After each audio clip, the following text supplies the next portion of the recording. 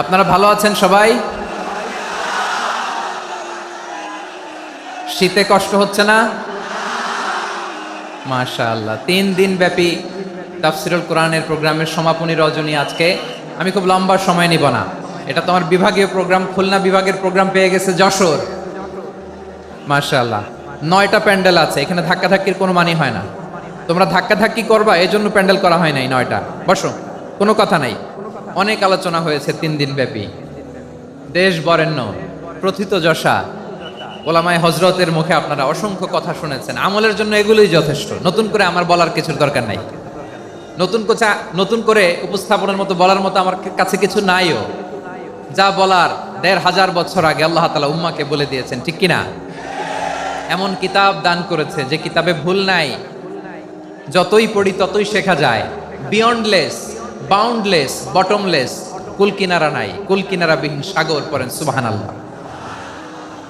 আসুন এখানে আসার বসার এই প্রোগ্রামে অংশগ্রহণ করার উদ্দেশ্যকে, নিয়াতকে আমরা খালেস করে নেই। আজকে আমরা যা শুনবো শিখবো আমলের নিয়তে শুনবো, ঠিক কিনা বলেন? শেষ পর্যন্ত নীরবতা বজায় রাখবো। আমি উঠবো, আপনারা উঠবেন। এর আগে ওঠা যাবে না। স্কেডিউলে একটু চেঞ্জ এসেছে, এশার সালাত হয়নি। আমার আলোচনার পরপরই আজান হবে। এশার সালাতে আমরা জামাতে অংশগ্রহণ করে একসাথে বিদায় নেব ইনশাল্লাহ। বলেন, যে টপিকটি নিয়ে আমি আপনাদের সামনে আজকে কথা বলতে চাই, টপিকটি অনেক গুরুত্বপূর্ণ। টপিকটি হচ্ছে হিউম্যান রিসোর্স ডেভেলপমেন্ট, মানব সম্পদ উন্নয়ন। কারণ আল্লাহ তাআলা আমাদের যা দেখ আর না দেখ এটা দিছে। মানুষ আর মানুষ, 18 কোটি মানুষ, ঠিক কিনা? এই 18 কোটির জনসংখ্যার দেশে বসবাস করে আমরা খুশি না বেজার? খুশি হইতে হবে, বেজার হইেন না। জাপানের খবর জানেন? তাদের গ্রোথ রেট নিচের দিকে, উল্টো। জনসংখ্যা নাই, বাচ্চা নিলে, সন্তান নিলে গভর্নমেন্ট তাদের টাকা দেয়। আমাদেরকে আল্লাহ তাআলা দয়া করে মায়া করে এই সম্পদটা দিয়েছেন। এই মানব সম্পদকে যেন আমরা কাজে লাগাই ইনশাআল্লাহ। পড়েন সবাই। হিউম্যান রিসোর্স ডেভেলপমেন্ট অনেক জনগুরুত্বপূর্ণ বিষয়, খুব সেন্সিটিভ বিষয়। বুঝতে হবে যশোরের স্মার্ট ছেলেরা, এই যে আমি যাদেরকে দেখতে পাচ্ছি, all are the Gen Z of Jessore. Gen Z, ওরা স্মার্ট, ওরা ইশারা ইঙ্গিতে কাজ করে। এই যে পুরো গদি উল্টায় দিছে, ঠিক কিনা? 24-এর ছাত্র নাগরিক অভ্যুত্থান আমাদের দেখিয়ে দিচ্ছে কিভাবে চোখের ইশারায় গদি উল্টে দিতে হয়। তাই জেনজিদের নিয়ে বসেছি। ওরা তো স্মার্ট, ওরা ডিস্টার্ব করবে না। মেহেরবানি করে আমার সাথে কানেক্ট করো, 1 to 1, brain to brain, eye to eye, eye contact করো আমার সাথে। তাকাও, কষ্ট হলো আমার দিকে তাকাও, আওয়াজ করা যাবে না, আমার দিকে তাকাও। প্রিয় ভাইয়েরা,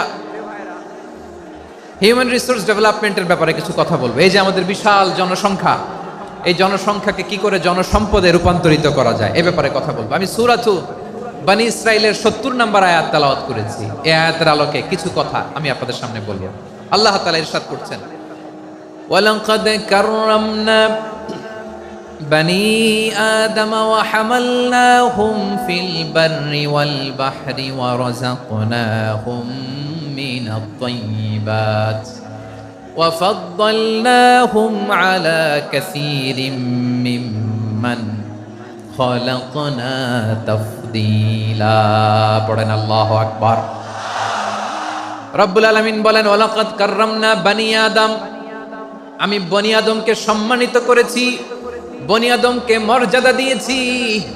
ওয়া হামালনাহুম ফিল বাররি ওয়াল বাহর, বনী আদমকে জলে স্থলে, স্থলে এবং সমুদ্রে চলাচলের বাহন দিয়েছি। ওয়া রাযাকনাহুম মিনাত তাইয়্যিবাত, তাদেরকে পবিত্র রিজিকের বন্দোবস্ত করেছি। ওয়া ফাদ্দালনাহুম আলা কাসীরিম মিম্মান খালাকনা তাফদীলা, আর আমি আল্লাহ যাদেরকে সৃষ্টি করেছি তাদের মধ্য থেকে বনী আদমকে আমি শ্রেষ্ঠ বানিয়েছি। আমরা শ্রেষ্ঠ, আমরা আশরাফুল মাখলুকাত। আমরা কি? এই যে এমনি চিল্লাচিল্লি করে, জিজ্ঞেস করলে বলে না। আমরা আশরাফুল মাখলুকাত। আমরা কি? শ্রেষ্ঠ, সবার চেয়ে সেরা। আমাদের মতো করে আল্লাহ কাউকে বানায় নাই। 2 পায়ে ভর করে, শির দ্বারা এরকম স্ট্যান্ড রেখে মাথা উঁচু করে দাঁড়াতে পারে এরকম কোন প্রাণী পৃথিবীতে আছে?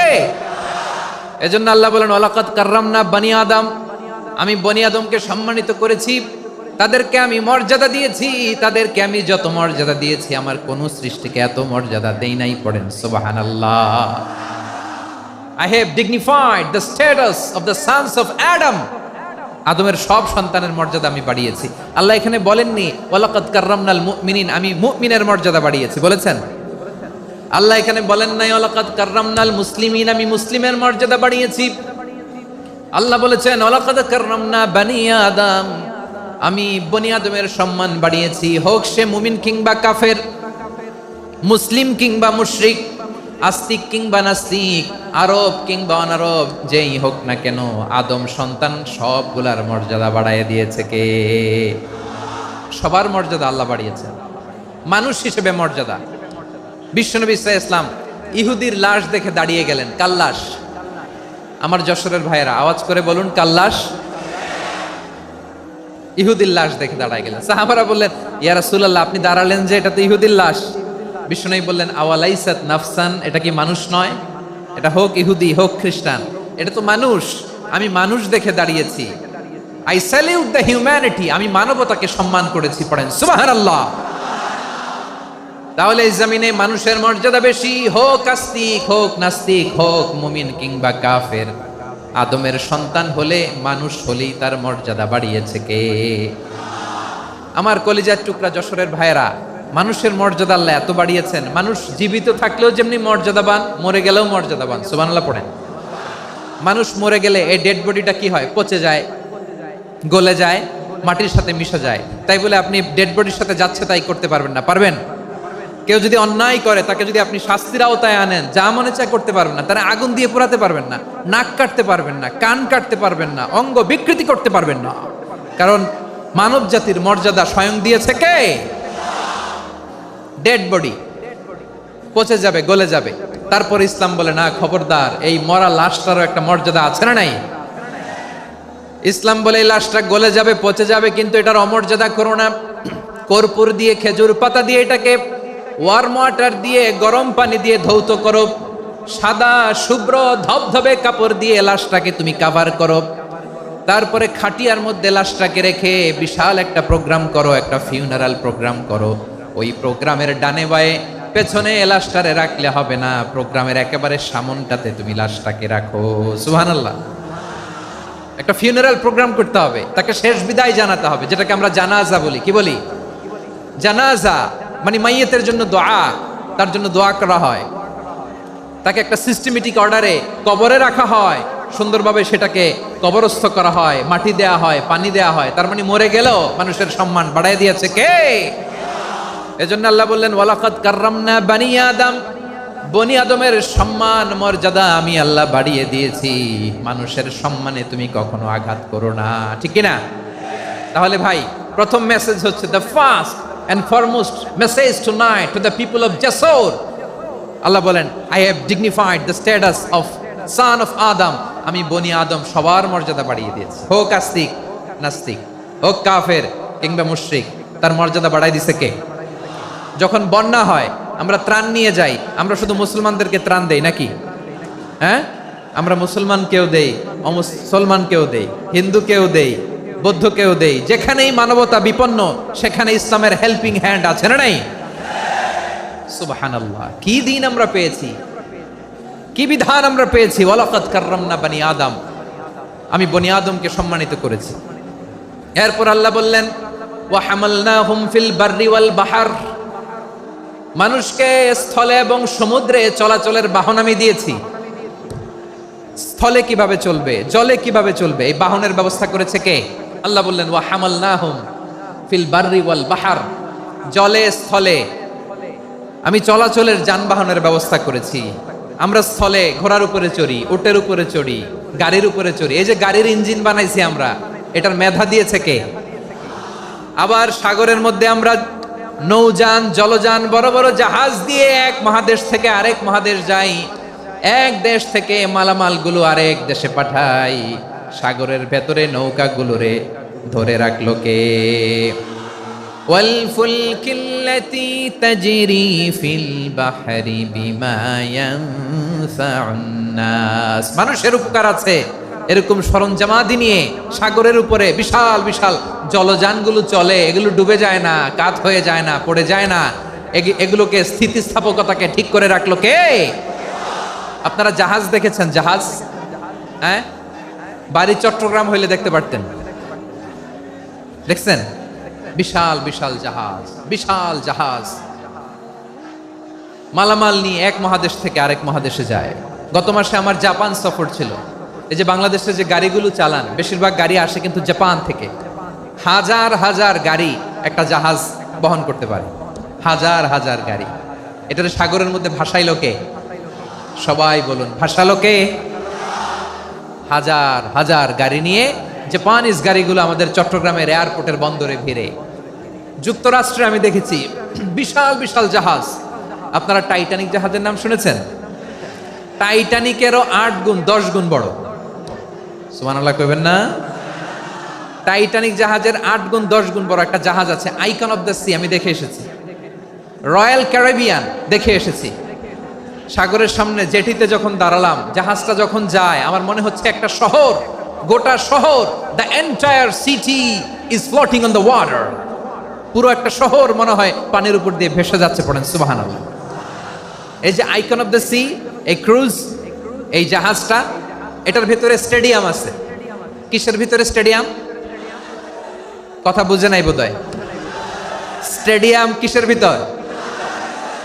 সুইমিং পুল আছে, শপিং মল আছে, রেস্টুরেন্ট আছে, ক্লাব আছে, 3000 4000 রুম বিশিষ্ট, কক্ষ বিশিষ্ট হোটেল আছে।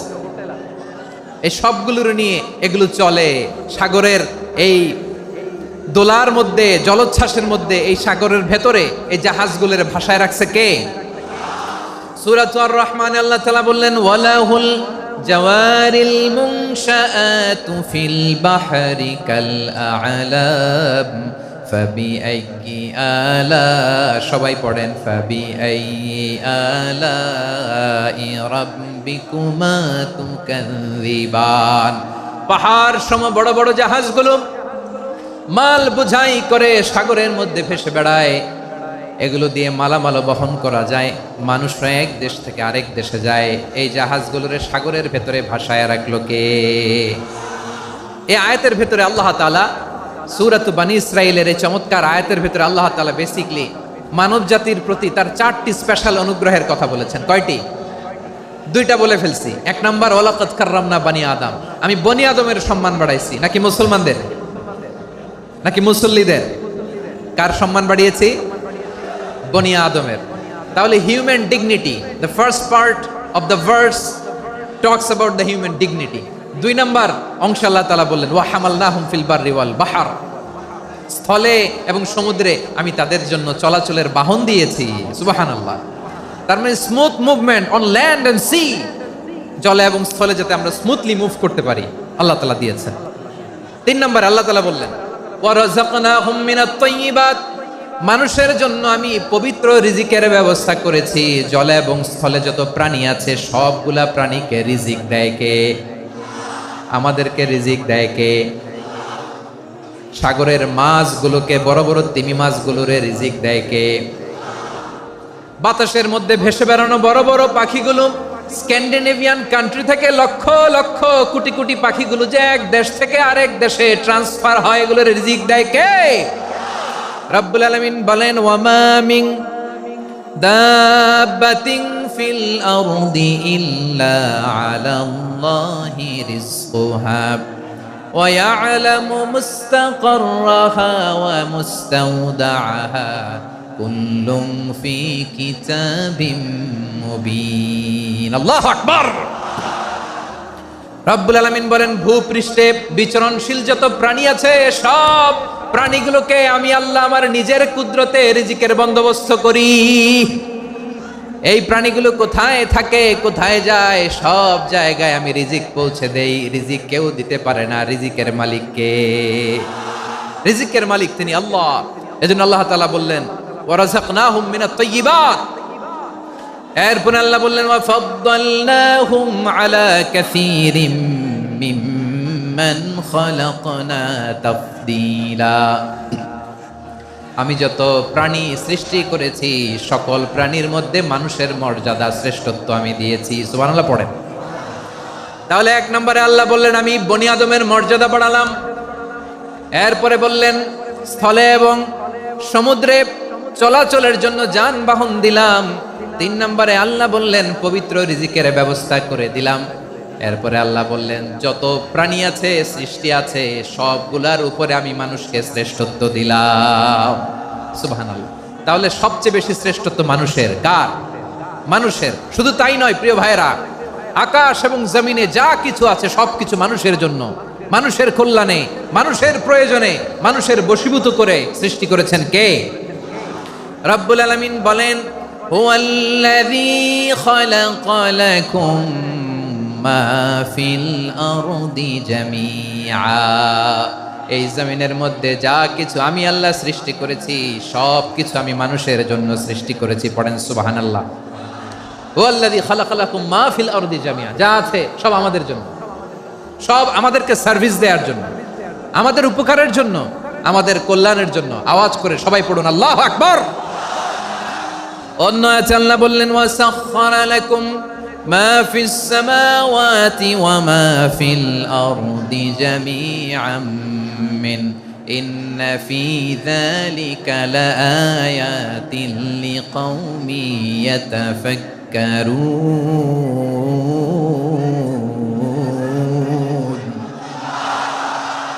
প্রথম আয়াতে আল্লাহ বললেন জমিনে যা আছে সব তোমাদের কল্যাণে আমি সৃষ্টি করলাম।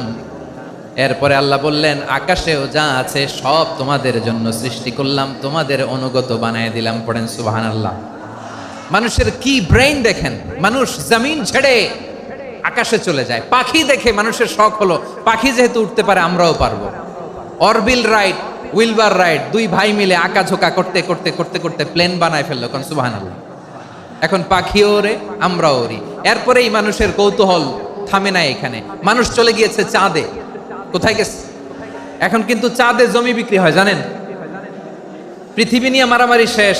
রাশিয়া আমেরিকা এখন ধরছে চাঁদ আর মঙ্গল গ্রহ।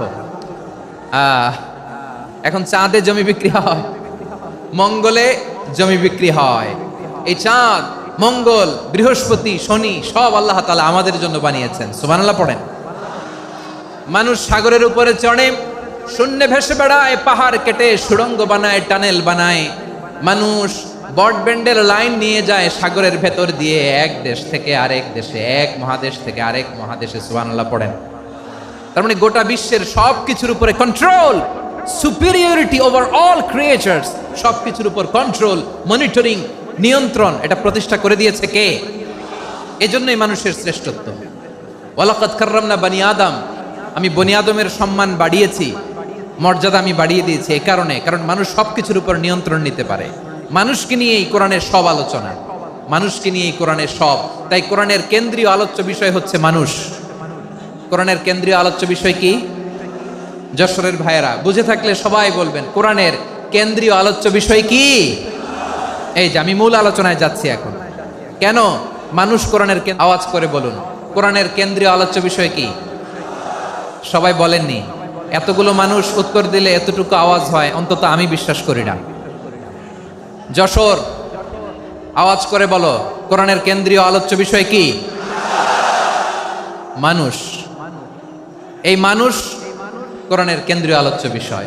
মানুষকে আল্লাহ স্বাধীনতা দিয়েছেন। ফামান শাআ ফালইউমিন ওয়া মান শাআ ফালইয়াকফুর। চাইলে মুমিন হতে পারো, চাইলে কাফের হতে পারো, তোমার ইচ্ছা। তবে জেনে রাখো মুমিন হলে পাবা জান্নাত, কাফির হলে পাবা জাহান্নাম। নাও দ্য ডিসিশন ইজ ইয়ার্স। সিদ্ধান্ত তোমার, জান্নাতে যাবা না জাহান্নামে যাবা। যশোরের ভাইয়ের আওয়াজ করে বলুন কই যেতে চান, জান্নাতে না জাহান্নামে? ডান দিকে না বাম দিকে?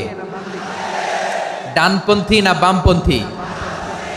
চিল্লা চিল্লি না চুপচাপ? চুপচাপ কয়ে আবার চিল্লাচিল্লি শুরু করে দিচ্ছে। মাশাআল্লাহ। তাহলে কোরআনের কেন্দ্রীয় আলোচ্য বিষয় মানুষ। আমার সাথে থাকতে হবে, তোমাদেরকে নিয়ে আমি আলোচনা শেষ পর্যন্ত যাব। অনেক গুরুত্বপূর্ণ কথা বাকি আছে, আমাকে সহযোগিতা করতে হবে। মাশাআল্লাহ, এই তো ঠান্ডা হয়েছে। হ্যাঁ ঠিক আছে, ঠিক আছে, ঠিক আছে। মানুষকে আল্লাহ এত স্বাধীনতা দিয়েছেন, মানুষ চাইলে অনেক ভালো হইতে পারে। ভালোর রাস্তাও খোলা, খারাপ হওয়ার রাস্তাও খোলা। ভালো হইলে মানুষ অনেক ভালো, খারাপ হইলে অনেক খারাপ। ভালো হইলে সবচেয়ে ভালো, খারাপ হইলে সবচেয়ে খারাপ।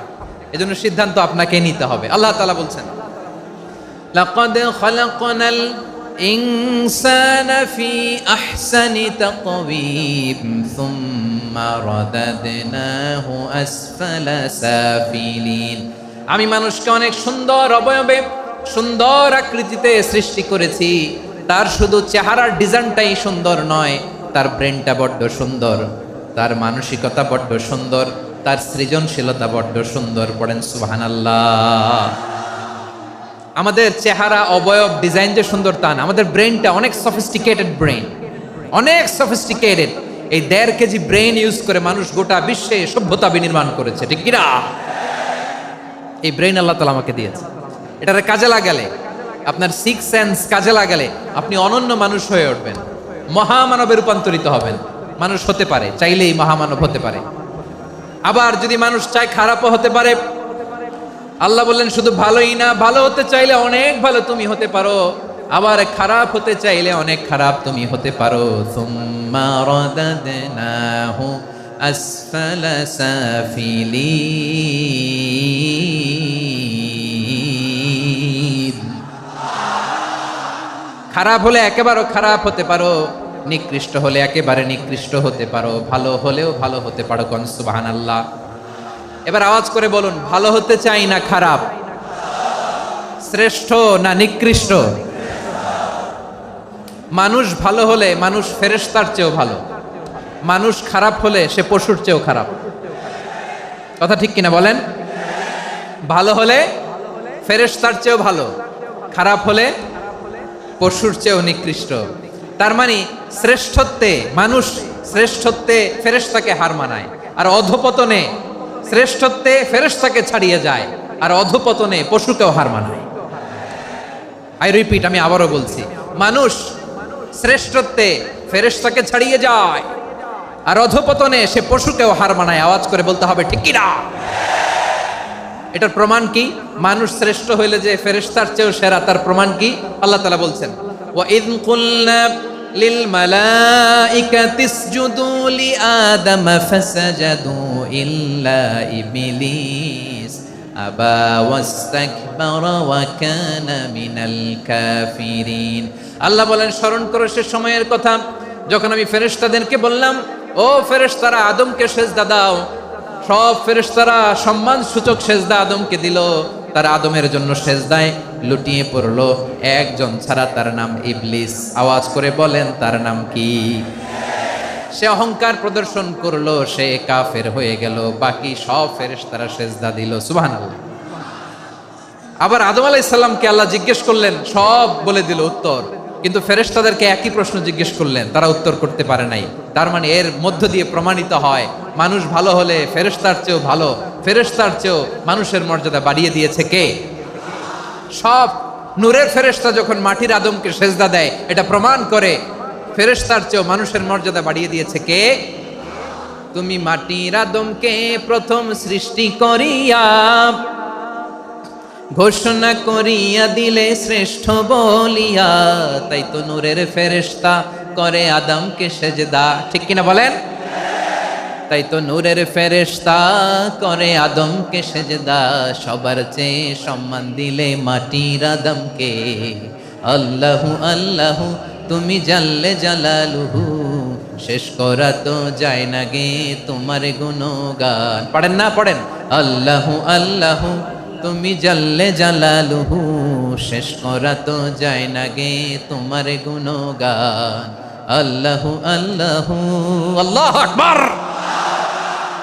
আদমের মর্যাদা বেশি, মানুষের মর্যাদা বেশি, মানুষ শ্রেষ্ঠ, তার প্রমাণ নূরের ফেরেশতা মাটির আদমকে সেজদা করে। আওয়াজ করে বলেন ঠিক কিনা? তাহলে মানুষ ভালো হলে ফেরেশতার চেয়ে ভালো, আবার মানুষ যদি খারাপ হয় সে পশুর চেয়েও খারাপ,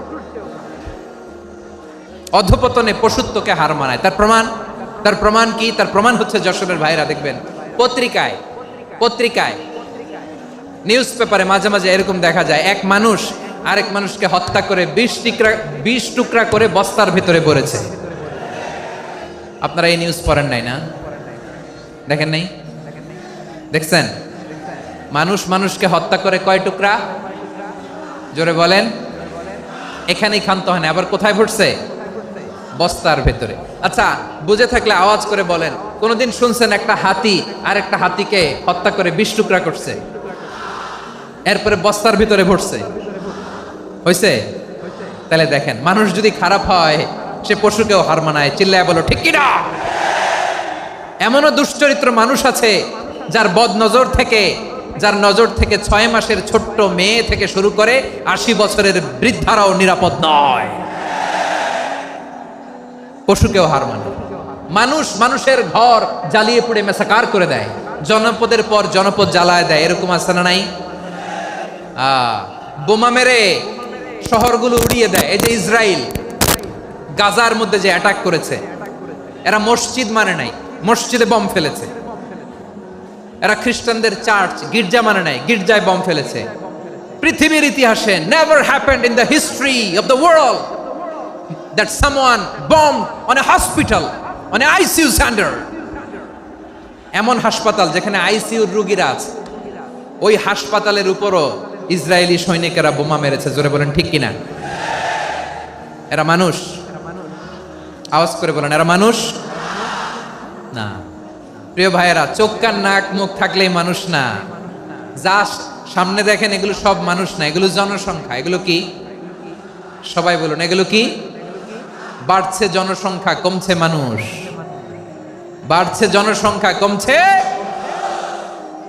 এই দুনিয়া এখন তো আর সেই দুনিয়া নাই, মানুষ নামের মানুষ আছে দুনিয়া বোঝাই, সেই মানুষের ভিড়ে আমার আসল মানুষ নাই। ঠিক কিনা? আসল মানুষের বড্ড অভাব, আসল মানুষের বড্ড অভাব। আমার ভাইয়েরা, মানুষ খারাপ হলে পশুকেও হার মানায়। আচ্ছা, আওয়াজ করে বলেন, এই যশোরের ছেলেরা এদিক তাকাও, আওয়াজ করে বলো, যে ইসরায়েলি সোলজাররা উপর থেকে বোমা মারলো, তারাও মানুষ? তারাও কি? ওরাও রক্তে মাংসে মানুষ, ওদেরও পরিবার আছে। বোমা মেরে যেই মেয়েটাকে তারা অনাথ বানায়, ইয়াতিম বানায়, ও কিন্তু বাসায় ওর মেয়েটাকে রেখে আসছে। ঠিক কিনা বলেন? বম্বিং করে যে বাবাকে মেরে, স্বামীকে মেরে স্ত্রীকে বিধবা বানায়, তারও ঘরে স্ত্রী আছে। উপর থেকে বোম মেরে মানুষ মেরে দিচ্ছে, তারাও মানুষ। 1945 সালের 6 আগস্ট আমেরিকান সোলজাররা হিরোশিমায় বোম মেরেছে।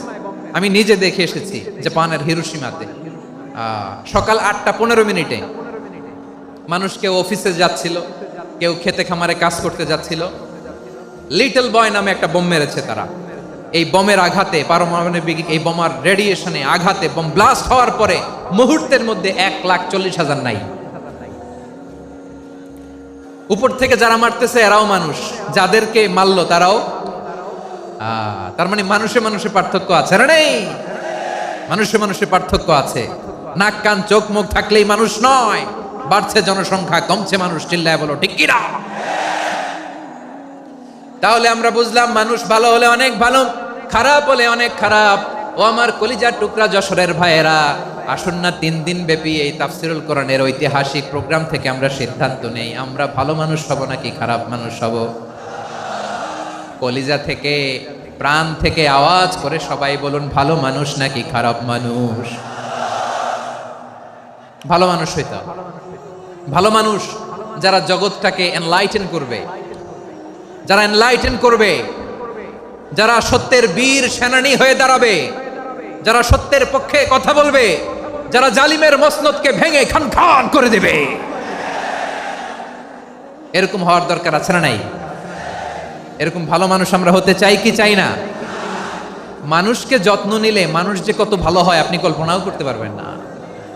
এই যে আপনাদের যশোরে যে ভালো ছেলেগুলো আছে, যে ভালো তরুণগুলো আছে, যে যুবকগুলো আছে, যে ভালো আলেমরা আছে, ভালো নেতারা আছে, সবাই যদি তাদের মতো হতো, পুরো যশোরটা একটা জান্নাতের টুকরা হয়ে যেত। আওয়াজ করে বলেন ঠিক কিনা?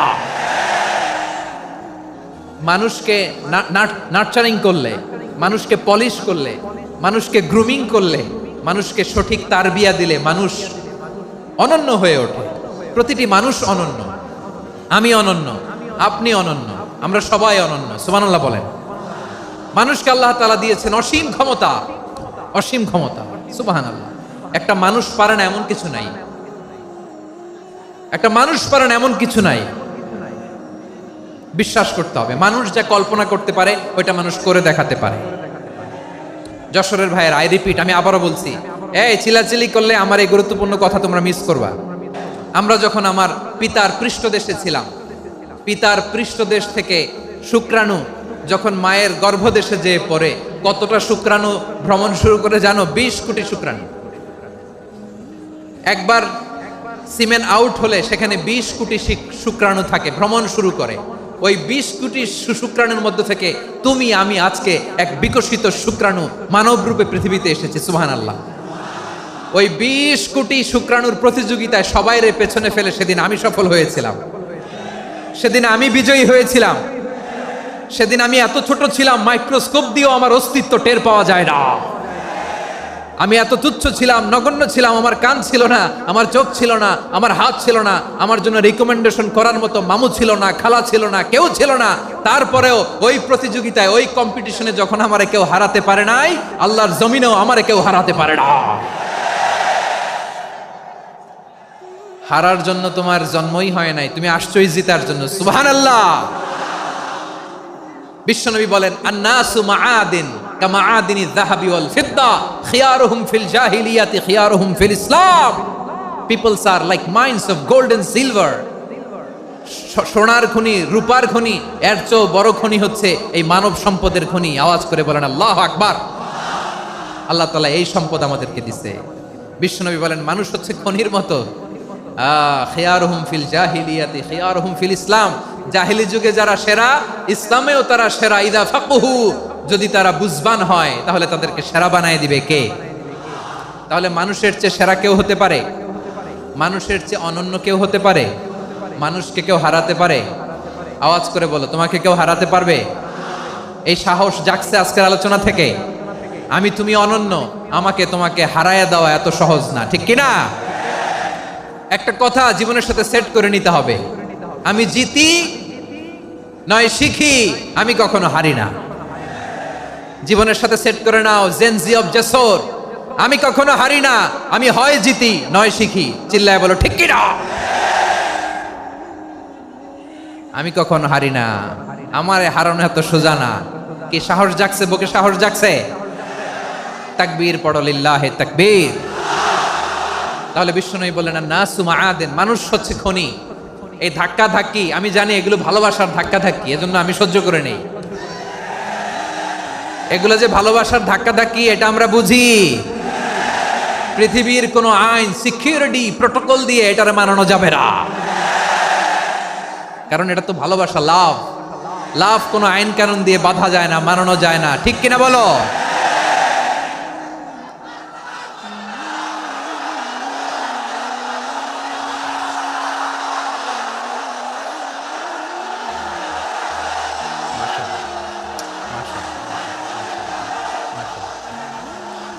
ঠিক আছে, বসুন বসুন বসুন। আল নাসু মাআদিন, মানুষ হচ্ছে খনি। এই খনির যত্ন নিতে হবে। আমার মা বাবা যারা এসেছেন, আপনার ছেলে মেয়ের যত্ন নেন। আপনার ছেলের মধ্যে যে কি পটেনশিয়াল আপনি জানেন না। আপনার এই ছোট্ট অবুজ ছেলেটাই আগামী দিনের শায়েখ আহমদুল্লাহ হবে।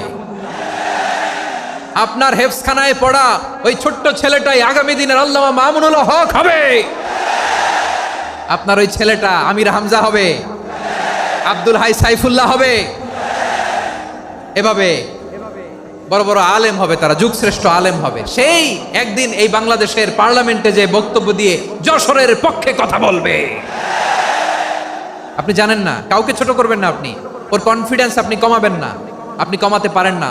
প্যান্ডেলে আমার যে মা বোনেরা আছেন, ছেলে মেয়েদেরকে কখনো ছোট করে কথা বলবেন না। ও যে কোথায় যাবে আপনি জানেন না। আপনি মা হয়ে তাকে সাহস দিবেন, তার কল্পনার জগৎটাকে সাজাতে তাকে উৎসাহিত করবেন, ঠিক কিনা বলেন?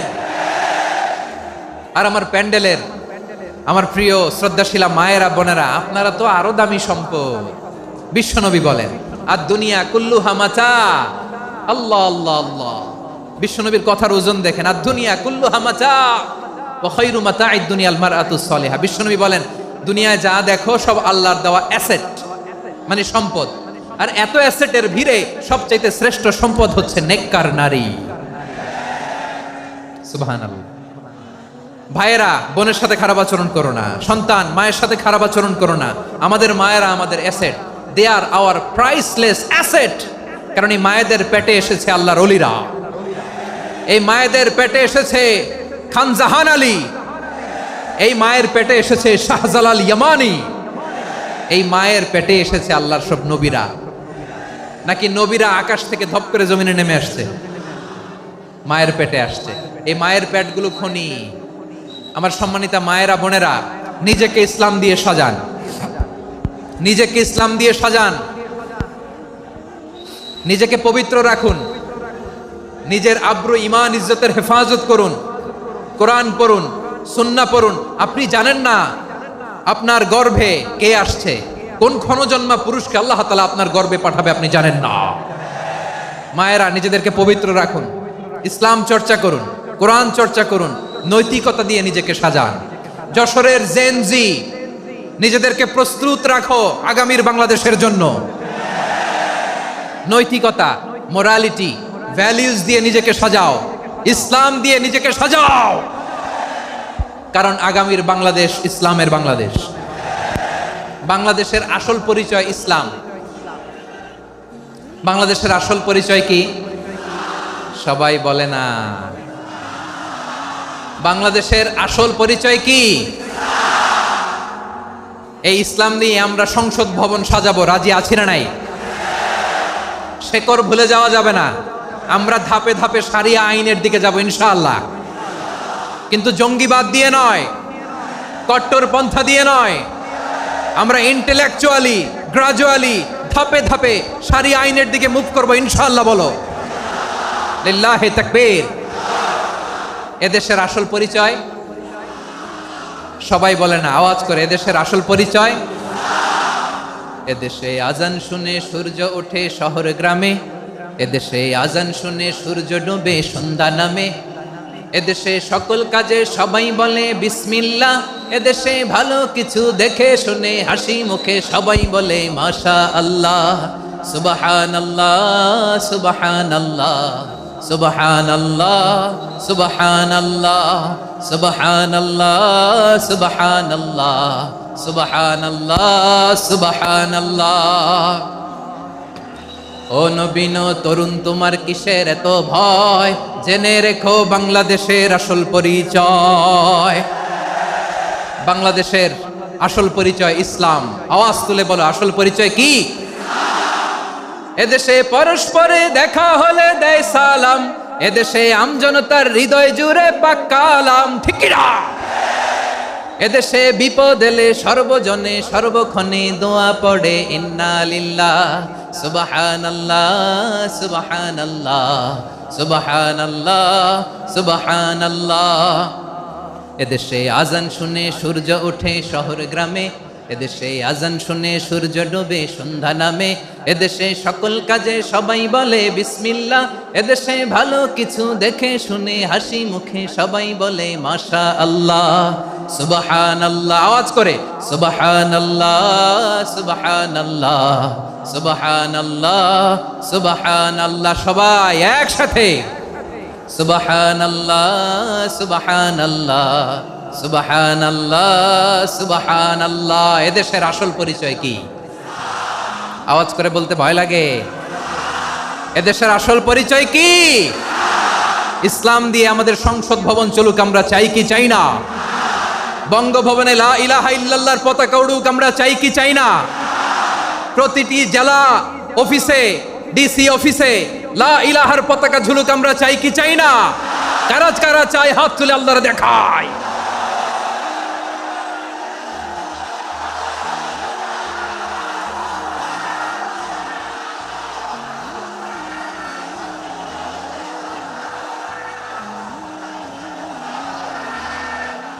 মাশাআল্লাহ, মাশাআল্লাহ, মাশাআল্লাহ, মাশাআল্লাহ। যশোর, আওয়াজ করে বলো, ভালো মানুষ না খারাপ মানুষ? বুঝে বলছো তো? মানুষ ভালো হলে যে কত ভালো। এই মানুষকে যত্ন নিলে মানুষকে মানুষ বানালে যে সে কি হতে পারে শুনবা? হ্যাঁ, নাকি মোনাজাত দিয়ে দিব? শুনবা? তাহলে থামতে হবে। থামো, আমি যখন বলবো থামো থামো, তাকবীরের সময় দিলে তাকবীর, থামো থামো। মানুষকে যত্ন নিলে, এই এদিকে এদিকে, ড্রোন নামায় ফেলো। হয়েছে, ড্রোনের ফুটেজ হয়ে গেছে, এবার ড্রোন নামায় ফেলো, আমার দিকে তাকাও। মানুষকে, তোমরা এদিক সেদিক তাকালে তো গুরুত্বপূর্ণ পয়েন্ট মিস হয়ে যাবে। এদিকে এদিকে, হ্যাঁ মাস, ঠিক আছে, এদিকে। মানুষকে যত্ন নিলে মানুষের মধ্যে যারা কি পটেনশিয়াল রেখেছে, আমি জাপানের দুইটা উদাহরণ দেই। জাপানের, এই এই এভাবে এভাবে হবে, হয় বসো নয় পেছনে, কথা নাই, কথা তো বলাই যাবে না, হারাম কথা বলা, আজকে একেবারে চুপ। আজকের জন্য হারাম করে দিছে আমি, এই কিছু সময়ের জন্য একেবারে নিষিদ্ধ। জাপানের দুইটা উদাহরণ দেই, খেয়াল করে একটু শুনেন, বুঝবেন। আল্লাহ, 2022 সালে জাপানের সাথে জার্মানির খেলা, ফিফা ওয়ার্ল্ড কাপ 2022। এক পক্ষে জাপান, আরেক পক্ষে কোন দেশ? কথা শুনে নাই। এক পক্ষে কোন দেশ, আরেক পক্ষে সবাই। এক পক্ষে, আরেক পক্ষে। ওই খেলায় জিতেছিল জাপান, জিতেছিল 22 সালের এই ফিফা ওয়ার্ল্ড কাপে। জাপান ফুটবল খেলায় জিতে, as a part of their celebration, তারা খেলার পরে পুরো স্টেডিয়ামটারে ক্লিন করে, the fan base of Japan. Lakh lakh মানুষ খেলা দেখতে যায়, তো এত ডাস্টবিনও তো নাই, তো যারা ডাস্টবিনে জায়গা পায় নাই, তারা এই যে চকলেটের প্যাকেট, পানির বোতল, চিপসের প্যাকেট তারা এদিকে সেদিকে রেখে দিয়েছে। জাপানের ভক্তরা, জাপানের ফলোয়াররা, as a part of their celebration, তারা খেলার পরে পুরো স্টেডিয়ামের সব ময়লা আবর্জনা ক্লিন করে তারপরে বিদায় নিয়েছে। তাদেরকে কি ক্লিন করার দায়িত্ব দেওয়া হয়েছিল? এই যশোর, জাপানের যে ছেলেরা খেলা দেখতে গেছিল, ওদেরকে কি ক্লিন করার দায়িত্ব দিছিল? তারা কি স্টেডিয়ামের পরিচ্ছন্নতা কর্মী? তাদের আকল, তাদের সিক্স সেন্স তাদেরকে বলেছে। ছোটবেলা থেকে জাপান গভর্নমেন্ট ওদেরকে এত পরিচ্ছন্নতা শেখায়, ক্লিনলিনেস অ্যাওয়ারনেস ক্যাম্পেইন করায়। ক্লাসে আমি দেখেছি, ক্লাসে নিজের বেঞ্চ নিজে মুছে, ক্লাসের মাঝখানে একটা সময় দেয়, নিজের টেবিল নিজে মুছে, নিজের ক্লাসরুমটা নিজে পরিষ্কার করে। রাস্তাঘাটে একটা ধুলা নাই, ময়লা নাই, একটা টিস্যু নাই। খেলার পরে গোটা বিশ্বকে তাক লাগিয়ে দিয়েছে। জাপানের ফ্যানরা সবার রেখে যাওয়া গার্বেজ, টিস্যু, বোতল পরিষ্কার করে তারপরে স্টেডিয়াম থেকে বিদায় নিয়েছে। আমরা কেন এমন হইতে পারলাম না? আমরা কেন এমন হইতে পারলাম না? জাপানের যারা এগুলো করছে, ওদের 3টা করে চোখ না? চোখ তো 3টা, জাপানা লাগো, জাপানা লাগো। হাত তো 4টা, কান তো 6টা। হ্যাঁ, নাকি আমার মতো 2 হাত 2 কানালা মানুষ? চোখে দেখলে ওটা মানুষ না। চিন্তা করছেন? তার মানে জাপানিজদেরকে যে গ্রুমিং করে শিখানোর মাধ্যমে পরিচ্ছন্ন বানানো গেছে। ওরা যেমনি মানুষ, আমরাও মানুষ। আমাদের সন্তানদেরকে শেখালে তারাও পারবে, পারবে কিনা? 2 নম্বর উদাহরণ বলি। চট্টগ্রাম ফেনীতে যারা গিয়েছেন, মেঘনা গোমতী ব্রিজ প্রকল্প নাম শুনছেন? মেঘনা একটা ব্রিজ পার হওয়া লাগে। এই মেঘনা গোমতী, এখানে 3টা ব্রিজ, কাঁচপুর সহ, এই 3টা ব্রিজের নির্মাণ কাজ, রেনোভেশনের কাজ দেওয়া হয়েছিল জাপানের একটা কোম্পানিকে। কাকে? জাপানের কোম্পানির নির্মাণ শেষে 738 কোটি টাকা বেঁচে গেছিল, এটা গভর্নমেন্টের হাতে দিয়ে তারা বিদায় নিয়েছে। কত টাকা? 738 কোটি টাকা। যত প্রাক্কলিত ব্যয় নির্ধারণ করা হয়েছে, সব টাকা সরকার, তৎকালীন সরকার, 2019-এর সরকার, কারা ছিল তো জানেন? এই 2019-এর সরকার তাদেরকে দিয়েছে। তারা রিনোভেশন নির্মাণ শেষে 738 কোটি টাকা অতিরিক্ত বেঁচে গেছিল, এটা আবার গভর্নমেন্টের হাতে বুঝাই দিয়ে তারা বিদায় নিচ্ছে। আমরা কেন এমন হইতে পারলাম না? জাপানের ওরাও মানুষ, আমরাও মানুষ, তার মানে মানুষে মানুষে পার্থক্য আছে না নাই? আচ্ছা, জাপানের 2টা উদাহরণ দিলাম, এবার আমার দেশের 2টা উদাহরণ দিব না? বাংলাদেশের 2টা উদাহরণ দেয়। 1 নম্বর উদাহরণ, গত সপ্তাহে আপনারা জানেন কক্সবাজার আমার একটা প্রোগ্রাম ছিল, তো হেলিকপ্টারে গিয়েছিলাম। ফেনী জেলা যখন পার হচ্ছি, আমি দেখলাম 3টা উইন্ডমিল। উইন্ডমিল ছিলেন তো? বিশাল পিলার, 3টা-4টা পাখা থাকে। বায়ু বিদ্যুৎ কেন্দ্র, বাংলাদেশের প্রথম বায়ু বিদ্যুৎ কেন্দ্র এটা। মুহুরী প্রজেক্ট বলে ওটার, সম্ভবত মুহুরী প্রজেক্ট। তো সাগরের বাতাসের ঝাপটায় এটা ঘুরে এনার্জি হয়, ইলেকট্রিসিটি উৎপাদন হয়। তো আমি পাইলটকে বললাম, ভাই এগুলো থেকে কেমন ইলেকট্রিসিটি উৎপাদন হয়? কয় হুজুর একটুও হয় না। কিছুই হয় না। কিছুই হয় না মানে? বলে হুজুর বাংলাদেশে যত উইন্ড মিল আছে এটার পাখা একটাও ঘুরে না। আল্লাহ, বলেন কি? তাহলে এই যে কোটি কোটি টাকা ব্যয় করে যে উইন্ড মিল, কয় হুজুর ভিতরে ফিটফাট, উপরে ফিটফাট, ভিতরে সদরঘাট। তার মানে কোটি কোটি টাকা দিয়ে এই উইন্ড মিল বানায়, এখানে কিছু নাই। দুর্নীতির আড্ডাখানা, আখড়াখানা বাংলাদেশ, ঠিক কিনা বলেন? হায় রে, জাপানিজরাও মানুষ, আমরাও মানুষ। আমার এক নিকটাত্মীয় সরকারি চাকরিজীবী, উনি আমাকে বললেন, বাংলাদেশের আর একটা উদাহরণ দেখ। উনি আমাকে বললেন যে প্রতি বছর আমাদের অফিসের ফার্নিচার চেঞ্জ করে।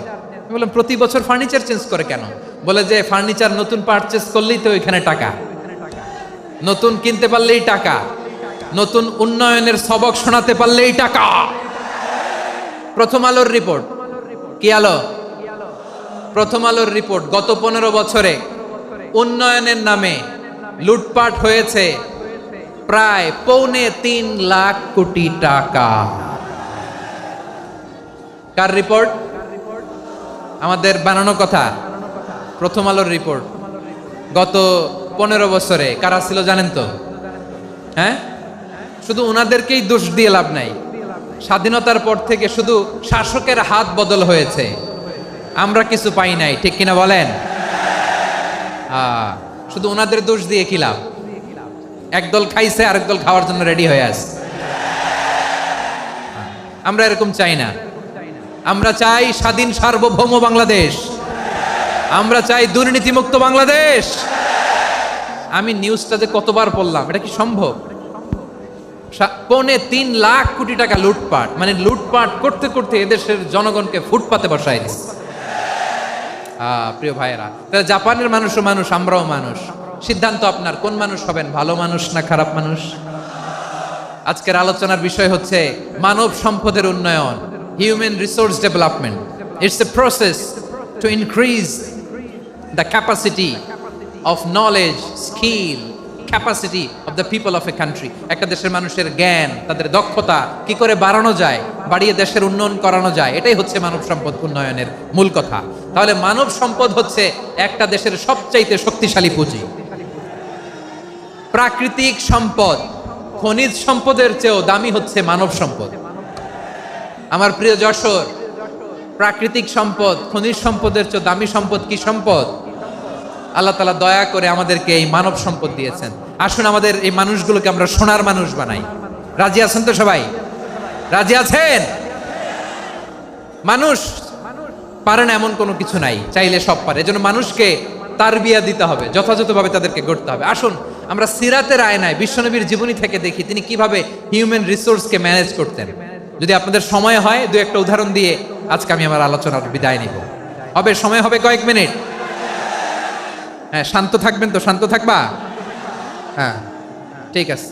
এই ধাক্কার মধ্যে ঢুকছে, এবার মজা বুঝতেছো তো? হ্যাঁ, মানা করছিলাম না? ঠিক আছে, টের পাও। হ্যাঁ, ঠিক আছে। যে আওয়াজ করবে আমি ওকে দেখতেছি, কে কে আওয়াজ করে দেখতেছি। শেষ কথা, শেষের দিকে চলে আসছি। বিষ্ণু ইসলাম কিভাবে হিউম্যান রিসোর্সকে ম্যানেজ করতেন, মজার কথা আছে কয়েকটা, বলে বিদায় নিব। বিশ্বনবী কিভাবে এই মানব সম্পদকে ম্যানেজ করতেন। বিশ্বনবী he was a very good talent hunter, চৌকস ট্যালেন্ট হান্টার ছিল। কার মধ্যে কি ট্যালেন্ট আছে দেখলেই বুঝে ফেলতেন। সুবহানাল্লাহ পড়বেন না? কি নবী আমরা পেয়েছি! He was a very good talent hunter. আমার নবী তিনি চৌকস ট্যালেন্ট হান্টার ছিলেন। কার মধ্যে কি প্রতিভা বের করতেন, ওই প্রতিভাকে ইসলামের কল্যাণে কাজে লাগাতেন। সুবহানাল্লাহ বলেন। যাকে যেই জায়গায় সেট করলে ভালো হবে তাকে ওই জায়গায় সেট করতেন।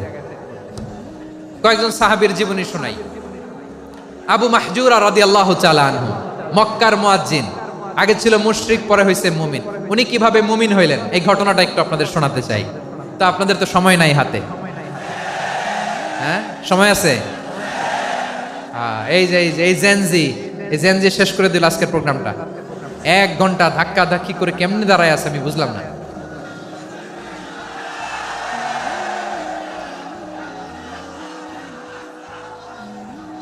না না, তাকবিন না, চুপ করতে হবে।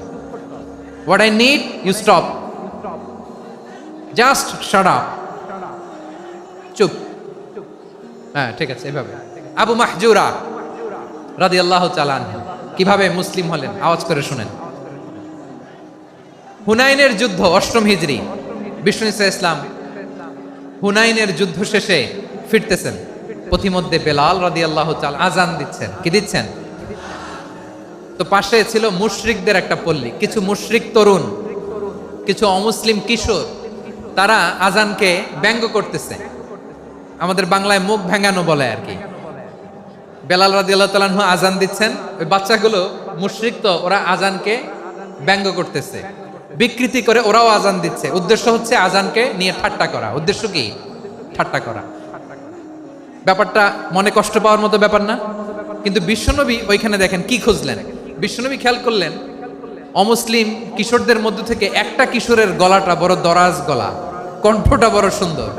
খেয়াল করে দেখলেন যে কিছু কিশোর বেলালের আজানকে ব্যঙ্গ করে, বিকৃতি করে, কিন্তু একজনের কণ্ঠ দেখতে পাচ্ছেন না এত দূরে, কিন্তু কণ্ঠটা বড় সুন্দর, দরাজ গলা। বিশ্বনবী সাহাবীদেরকে বললেন, ধরো এগুলারে, ধরো।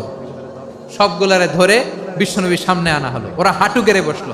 বিশ্বনবী বললেন, তোমাদের মধ্যে কে যেন ব্যঙ্গ করে আজান দিচ্ছিল, তার গলাটা বড় উঁচু, গলার বেসটা বড় মজবুত, মেলোডিয়াস, সুমধুর কণ্ঠ, কে?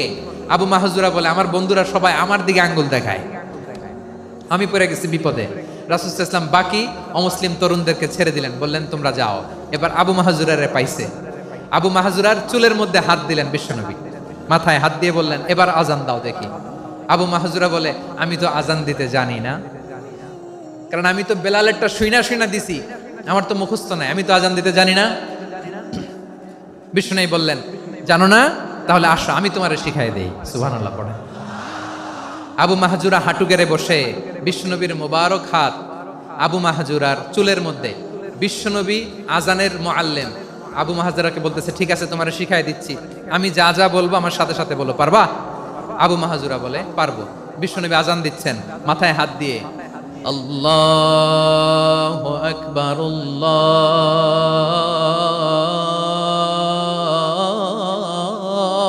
আল্লাহু আকবার।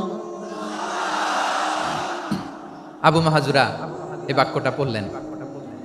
বিশ্বনবী দ্বিতীয় বাক্য পড়তে আরম্ভ করলেন, আল্লাহু আকবার,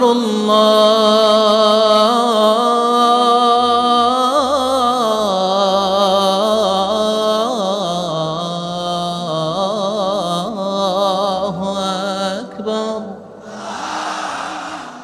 আবু মাহজুরা এই বাক্যটা বললেন। বিশ্বনবী আবু মাহজুরার মাথার মধ্যে হাত দিয়ে তৃতীয় বাক্য বললেন,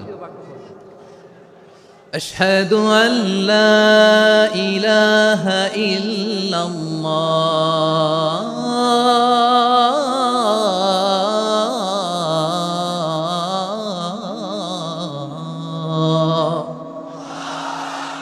আবু মাহজুরা তৃতীয় বাক্য পড়লেন। বিশ্বনবী একটা বাক্য পরে আবু মাহজুরা পরে, বিশ্বনবী পরে আবু মাহজুরা পরে। আবু মাহজুরা কিন্তু অমুসলিম, মুশরিক।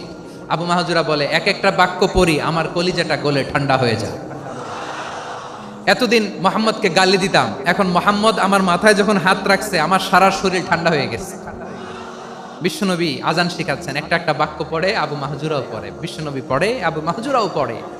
পুরো বাক্যগুলো যখন শেষ, আজান শেষ, আবু মাহজুরাও যখন পুরো আজান পড়লেন, আবু মাহজুরা বললেন, এতদিন মোহাম্মদের চেহারা দেখলে আমার ঘৃণা লাগতো, আজ থেকে মোহাম্মদের চেহারার চেয়ে প্রিয় চেহারা আমার কাছে নাই। আবু মাহজুরা বললেন, ও মুহাম্মদ, আজানের বাক্য তো আপনি আমারে শেখালেন, এখানেই শেষ করবেন না, আপনি আমারে পড়ায় দেন, লা ইলাহা ইল্লাল্লাহু মুহাম্মাদুর রাসূলুল্লাহ সাল্লাল্লাহু আলাইহি ওয়াসাল্লাম। বিশ্বনবীর সাথে দাঁড়িয়ে উনি শাহাদা পড়ে মুসলমান হয়ে গেলেন। এবার আবু মাহজুরা বলে, ইয়া রাসূলুল্লাহ, ইয়া হাবিবাল্লাহ, আমি মুমিন হয়েছি, মুসলমান হয়েছি, আপনার কাছ থেকে আজান শিখার সৌভাগ্য আমি লাভ করেছি গো নবী। আমার কণ্ঠের বড় তারিফ করেছেন আপনি, আমার আজানকে আপনি পছন্দ করেছেন। একটা জিনিস আপনার কাছে চাই, আপনি আমাকে মক্কার মসজিদুল হারামের মুয়াজ্জিন হিসেবে অ্যাপয়েন্ট করে দেন। বিষ্ণু ইসলাম বললেন, যাও আবু মাহজুরা, আমি তোমাকে পৃথিবীর শ্রেষ্ঠতম মসজিদ মক্কার মসজিদুল হারামের মুয়াজ্জিন হিসেবে অ্যাপয়েন্ট করে দিলাম। দেখছেন কিভাবে ট্যালেন্ট হান্টিং করতে হয়, কিভাবে হিউম্যান রিসোর্স মানব সম্পদকে ব্যবহার করতে হয়। আসছিল আজানকে ভেঙাইতে, আসছিল কেন? আজানকে ব্যঙ্গ করার জন্য, বিকৃত করার জন্য, আজানকে বিকৃত করতে যে ইসলামের সবচেয়ে শ্রেষ্ঠ মসজিদের মুয়াজ্জিন হয়ে গেল। পড়েন সুবহানাল্লাহ। হযরত আবু মাহজুরা রাদিয়াল্লাহু তাআলা আনহু ওনার এই সুললিত কণ্ঠ ব্যবহার করে মসজিদুল হারামে এত সুন্দর করে আল্লাহু আকবার বলে আজান দিতেন, মানুষগুলোর, মুসল্লিগুলোর, মক্কাবাসীর হৃদয়কে তিনি বিগলিত করে দিতেন, মানুষের হৃদয়কে ঠান্ডা হয়ে যেত। শুধু এখানেই শেষ না আমার যশোরের ভাইয়েরা, বিশ্বনবী যখন সাইয়েদনা আবু মাহজুরা রাদিয়াল্লাহু তাআলা আনহুকে আজান শিখাচ্ছিলেন, বলেন তো বিশ্বনবীর হাতটা কোথায় ছিল? আবু মাহজুরার মাথার সামনে, এই চুলের উপরে ছিল। আবু মাহজুরা ওই স্মৃতিটাকে ধারণ করবার জন্য, ওই স্মৃতিকে বহন করার জন্য বিশ্বনবীর মোবারক হাত আবু মাহজুরার কপালের চুলের যেই জায়গায় লেগেছে, মৃত্যুর আগের দিন পর্যন্ত আবু মাহজুরা মাথার ওই চুলে কোনোদিন ছুরি আর কামার লাগায় নাই, সেখানে কেচি লাগায় নাই, চুলের মধ্যে খুর লাগায় নাই। আবু মাহজুরা ডান দিকের চুল কাটতো, বাম দিকের চুল কাটতো, পেছনের চুল কাটতো, সামনের চুল কাটতো না। আবু মাহজুরা রাদিয়াল্লাহু তাআলা আনহুর সামনের চুলগুলো বড় হতে হতে যখন এত বড় হয়ে যায়, তিনি চুলগুলো পেঁচিয়ে মাথার মধ্যে রাখতেন, তারপরে তিনি পাগড়ি পরতেন। সবাই জিজ্ঞেস করতো, আবু মাহজুরা এটা আবার কেমন স্টাইল? দেখতে তোমারে কি বিদঘুটে লাগে? কেমন অড লাগে? কেমন খারাপ দেখা যায়? মক্কায় এমন কোন মানুষ তো দেখি নাই, ডানে চুল কাটে, বায়ে চুল কাটে, পেছনে চুল কাটে, সামনে কাটে না। ওরে আবু মাহজুরা, কেমন দেখা যায় তোমারে? তুমি সামনের চুল কাটো না কেন? আবু মাহজুরা বলে, আমি হাঁটু গেড়ে পেয়ারা নবীর সামনে বসেছিলাম, আমার এই মাথার চুলের মধ্যে মুবারক হাত লাগিয়ে বিশ্বনবী নিজে আমাকে আজানের প্রতিটা বাক্য শিক্ষা দিয়েছেন। বিশ্বনবীর মুবারক হাত, পবিত্র হাত আমার মাথার চুলের যেই জায়গায় লেগেছে, আমি চাই ওই চুলগুলা নিয়ে আমি আমার কবরের ভিতরে যাব। সাইয়েদনা আবু মাহজুরা রাদিয়াল্লাহু তাআলা আনহু ইন্তেকালের আগের পর্যন্ত মাথার সামনের চুলগুলা কাটে নাই। মাথার সামনের চুল তিনি কাটেন নাই। সুবহানাল্লাহি বিহামদি। কেমন ভালোবাসতেন বিশ্বনবী সাহাবীদেরকে, সাহাবারা কেমন ভালোবাসতেন বিশ্বনবীকে। সামনের চুলগুলো বড় হতে হতে এত বড় ছিল, পেঁচিয়ে রেখে পাগড়ি পরতেন, কাটতেন না। নবীর হাত লেগেছিল। সুবহানাল্লাহ পড়েন। তাহলে what is the lesson? Moral of the story কি? মোরাল অফ দ্য স্টোরি হচ্ছে, আসছিল আজানকে ব্যঙ্গ করার জন্য, বিকৃত করার জন্য, হয়ে গেল মসজিদুল হারামের মুয়াজ্জিন। দেখেন বিশ্বনবী একটা খারাপ সিচুয়েশনের মধ্যে থেকে কি ভালো জিনিস বের করে আনলেন। আমি যে শুরুতে বলেছি কিভাবে তিনি হিউম্যান রিসোর্সকে ডেভেলপ করেছেন, ম্যানেজ করেছেন। তিনি যে চৌকস ট্যালেন্ট হান্টার ছিল, দেখেন সবার মধ্যে থেকে এরে বাছাই করে মুয়াজ্জিন বানাই দিয়েছেন। সুবহানাল্লাহ পড়েন। তার মানে এই না সবাইরে ধরে ধরে উনি মুয়াজ্জিন বানাইছেন। যার যেই ট্যালেন্ট আছে তাকে ওই কাজে অ্যাসাইন করেছেন, যার যেই প্রতিভা আছে তার প্রতিভাকে ইসলামের কাজে লাগিয়েছেন। সুবহানাল্লাহ পড়েন। যায়েদ বিন সাবিত রাদিয়াল্লাহু তাআলা আনহু নাম শুনেছেন? যশোর কথা বেরোয় না। যদি জিজ্ঞাসা সালমান খানের নাম শুনছেন, সবাই হাত তুলবে, জি হুজুর শুনছি, মানে সব দেখা শেষ। সালমান খান, আমির খান, অমুক খান, সব খান মুখস্থ, কিন্তু যায়েদ বিন সাবিতের নাম মুখস্থ নাই মুসলমানদের। যেই সাহাবী মাথার সামনের চুল কাটে নাই, মসজিদুল হারামের মুয়াজ্জিন বানাইছেন বিশ্বনবী, সাহাবীর নাম কি? খায়া ফেলাইছে, স্লোগানের সাথে খায়া ফেলাইছে। আবু মাহজুরা। কি নাম? আবু মাহজুরা আল জুমাহি রাদিয়াল্লাহু তাআলা আনহু। এই নামটা আজকে নিয়ে যাইতে হবে যশোর। আবু মাহজুরা রাদিয়াল্লাহু তাআলা আনহু। দুই নম্বরে বলছিলাম যায়েদ বিন সাবিত রাদিয়াল্লাহু তাআলা আনহু। বিশ্বনবী দেখলেন মদিনার এই আনসারী সাহাবী হাইলি ট্যালেন্টেড, ইন্টেলেকচুয়াল, মেরিটোরিয়াস, জ্ঞানের প্রতি তার আকর্ষণ, মারাত্মক আকর্ষণ। বিশ্বনবী তাকে দায়িত্ব দিলেন, কোরআন যা নাজিল হয় তুমি লিখো, কাতিবুল ওহী বানায় দিলেন। সুবহানাল্লাহ। যায়েদ বিন সাবিতরে আবার আজান শিখান নাই, কারণ তার মধ্যে বিশ্বনবী প্রতিভা দেখেছেন, একাডেমিক প্রতিভা। বিশ্বনবীর একাডেমিক প্রজেক্টগুলো তিনি হ্যান্ডেল করতেন। যায়েদ বিন সাবিত ছিল বিশ্বনবীর ব্যক্তিগত সচিব। কি ছিল? ব্যক্তিগত সচিব। বোঝেন নাই? বিশ্বনবীর ব্যক্তিগত সচিব এবং দোভাষী। ইহুদিরা কিছু লিখে দিলে এটার অর্থ বিশ্বনবীরে বুঝায় দিতেন, আবার ইহুদিদের কাছে কিছু লিখতে হলে তিনি লিখে দিতেন। বিশ্বনবী একদিন বললেন, ইন্নী ওয়াল্লাহি মা আমানু ইয়াহুদা আলা কিতাব ইহুদিরা যে চিঠি পাঠায় অর্থ তো বুঝি না, আরেক ইহুদি আইনে অর্থ করা লাগে। আবার ইহুদিদের কাছে কিছু লিখে পাঠাইতে চাইলে আমরা তো লিখতে পারি না, ইহুদিরে দিয়ে লেখা লাগে। ওরা যে পয়রা শোনায় লিখে দেয়, আমি ওদের বিশ্বাস করি না। আমার নিজের একজন লোক দরকার। বিশ্বনবী এই যায়েদ বিন সাবেতকে চুজ করলেন ল্যাঙ্গুয়েজের জন্য। উনি বললেন, যায়েদ, তোমার সফট স্কিলকে ডেভেলপ করতে হবে, তুমি হিব্রু ল্যাঙ্গুয়েজ শিখে ফেলো। যায়েদ বিন সাবেত বলল, বিশ্বনবীর মোটিভেশন আর ইন্সপিরেশন পেয়ে আমি 15 দিনে ইহুদিদের এই হিব্রু ল্যাঙ্গুয়েজ শিখে ফেললাম। শুধু শিখে ফেললাম না, হাত্তা হাদিকতু, even I became master in the language. এই ভাষা আমি পারদর্শী হয়ে গেলাম। এরপরে ইহুদিরা চিঠি লিখে পাঠালে আর কোনো ইহুদি ডাকা লাগতো না, আমি নবীর এটার অর্থ শুনে পরে বুঝাই দিতাম। আবার ইহুদিদের কাছে চিঠি লেখা লাগলে আমি যায়েদ বিন সাবেত চিঠি লিখে দিতাম। সুবহানাল্লাহ। দেখেন, এত সাহাবীর মধ্য থেকে বিশ্বনবীর একাডেমিক প্রজেক্ট, ব্যক্তিগত সচিব, দোভাষী হিসেবে তিনি যায়েদ বিন সাবেতের মতো তরুণকে নির্বাচিত করেছেন। কেমন ট্যালেন্ট হান্টার ছিল আমার নবী! সুবহানাল্লাহ পড়বেন না? বিশ্বনবীর ইন্তেকালের পরে সাইয়েদনা আবু বকর রাদিয়াল্লাহু তাআলা আনহু যখন খলিফা হয়ে আসলেন, কোরআনকে সংকলনের দায়িত্ব দেয়া লাগবে, কোন সাহাবীকে দিবেন? সব সাহাবারা মিলে পরামর্শ করলেন। সাইয়েদনা আবু বকর, ওমর সবাই মিলে এই বিশাল কোরআন সংকলনের গুরু দায়িত্ব বিশ্বনবীর ব্যক্তিগত সচিব, বিশ্বনবীর দোভাষী, বিশ্বনবীর সিলেক্ট করাই লোক যায়েদ ইবনে সাবেত রাদিয়াল্লাহু তাআলা আনহুকে দিয়েছে। কোরআনের কপি তো আজকে এখানে রাখে নাই। এই যে আজকের যে কোরআন পড়েন, এটা আগে এরকম ছিল না। কোরআন নাজিল হলে সাহাবারা চামড়ার, ওটের চামড়ায় লিখে ফেলতো, ওটের চ্যাপ্টা হাড্ডির মধ্যে লিখে ফেলতো, গাছের গুড়ির মধ্যে লিখে ফেলতো। বিভিন্ন জনের কাছে ছড়ানো ছিটানো ছিল। আবু বকর রাদিয়াল্লাহু তাআলা আনহু একসাথে করলেন, পরবর্তীতে উসমান রাদিয়াল্লাহু তাআলা আনহু একসাথে করলেন 114 সূরার। এখন এই মুসহাফ, এই কম্পাইলেশন, এই কপি আমরা পেয়েছি, যার হিউজ কন্ট্রিবিউশন ছিল। এই পুরো কোরআন কম্পাইলেশনের প্রজেক্ট ম্যানেজার ছিল যায়েদ বিন সাবেত রাদিয়াল্লাহু তাআলা। কোরআন কম্পাইলেশনের প্রজেক্ট ম্যানেজার। দেখেন, উনারে মাথায় হাত দিয়ে আজান শিখায় নাই। সুবহানাল্লাহ কইবেন না?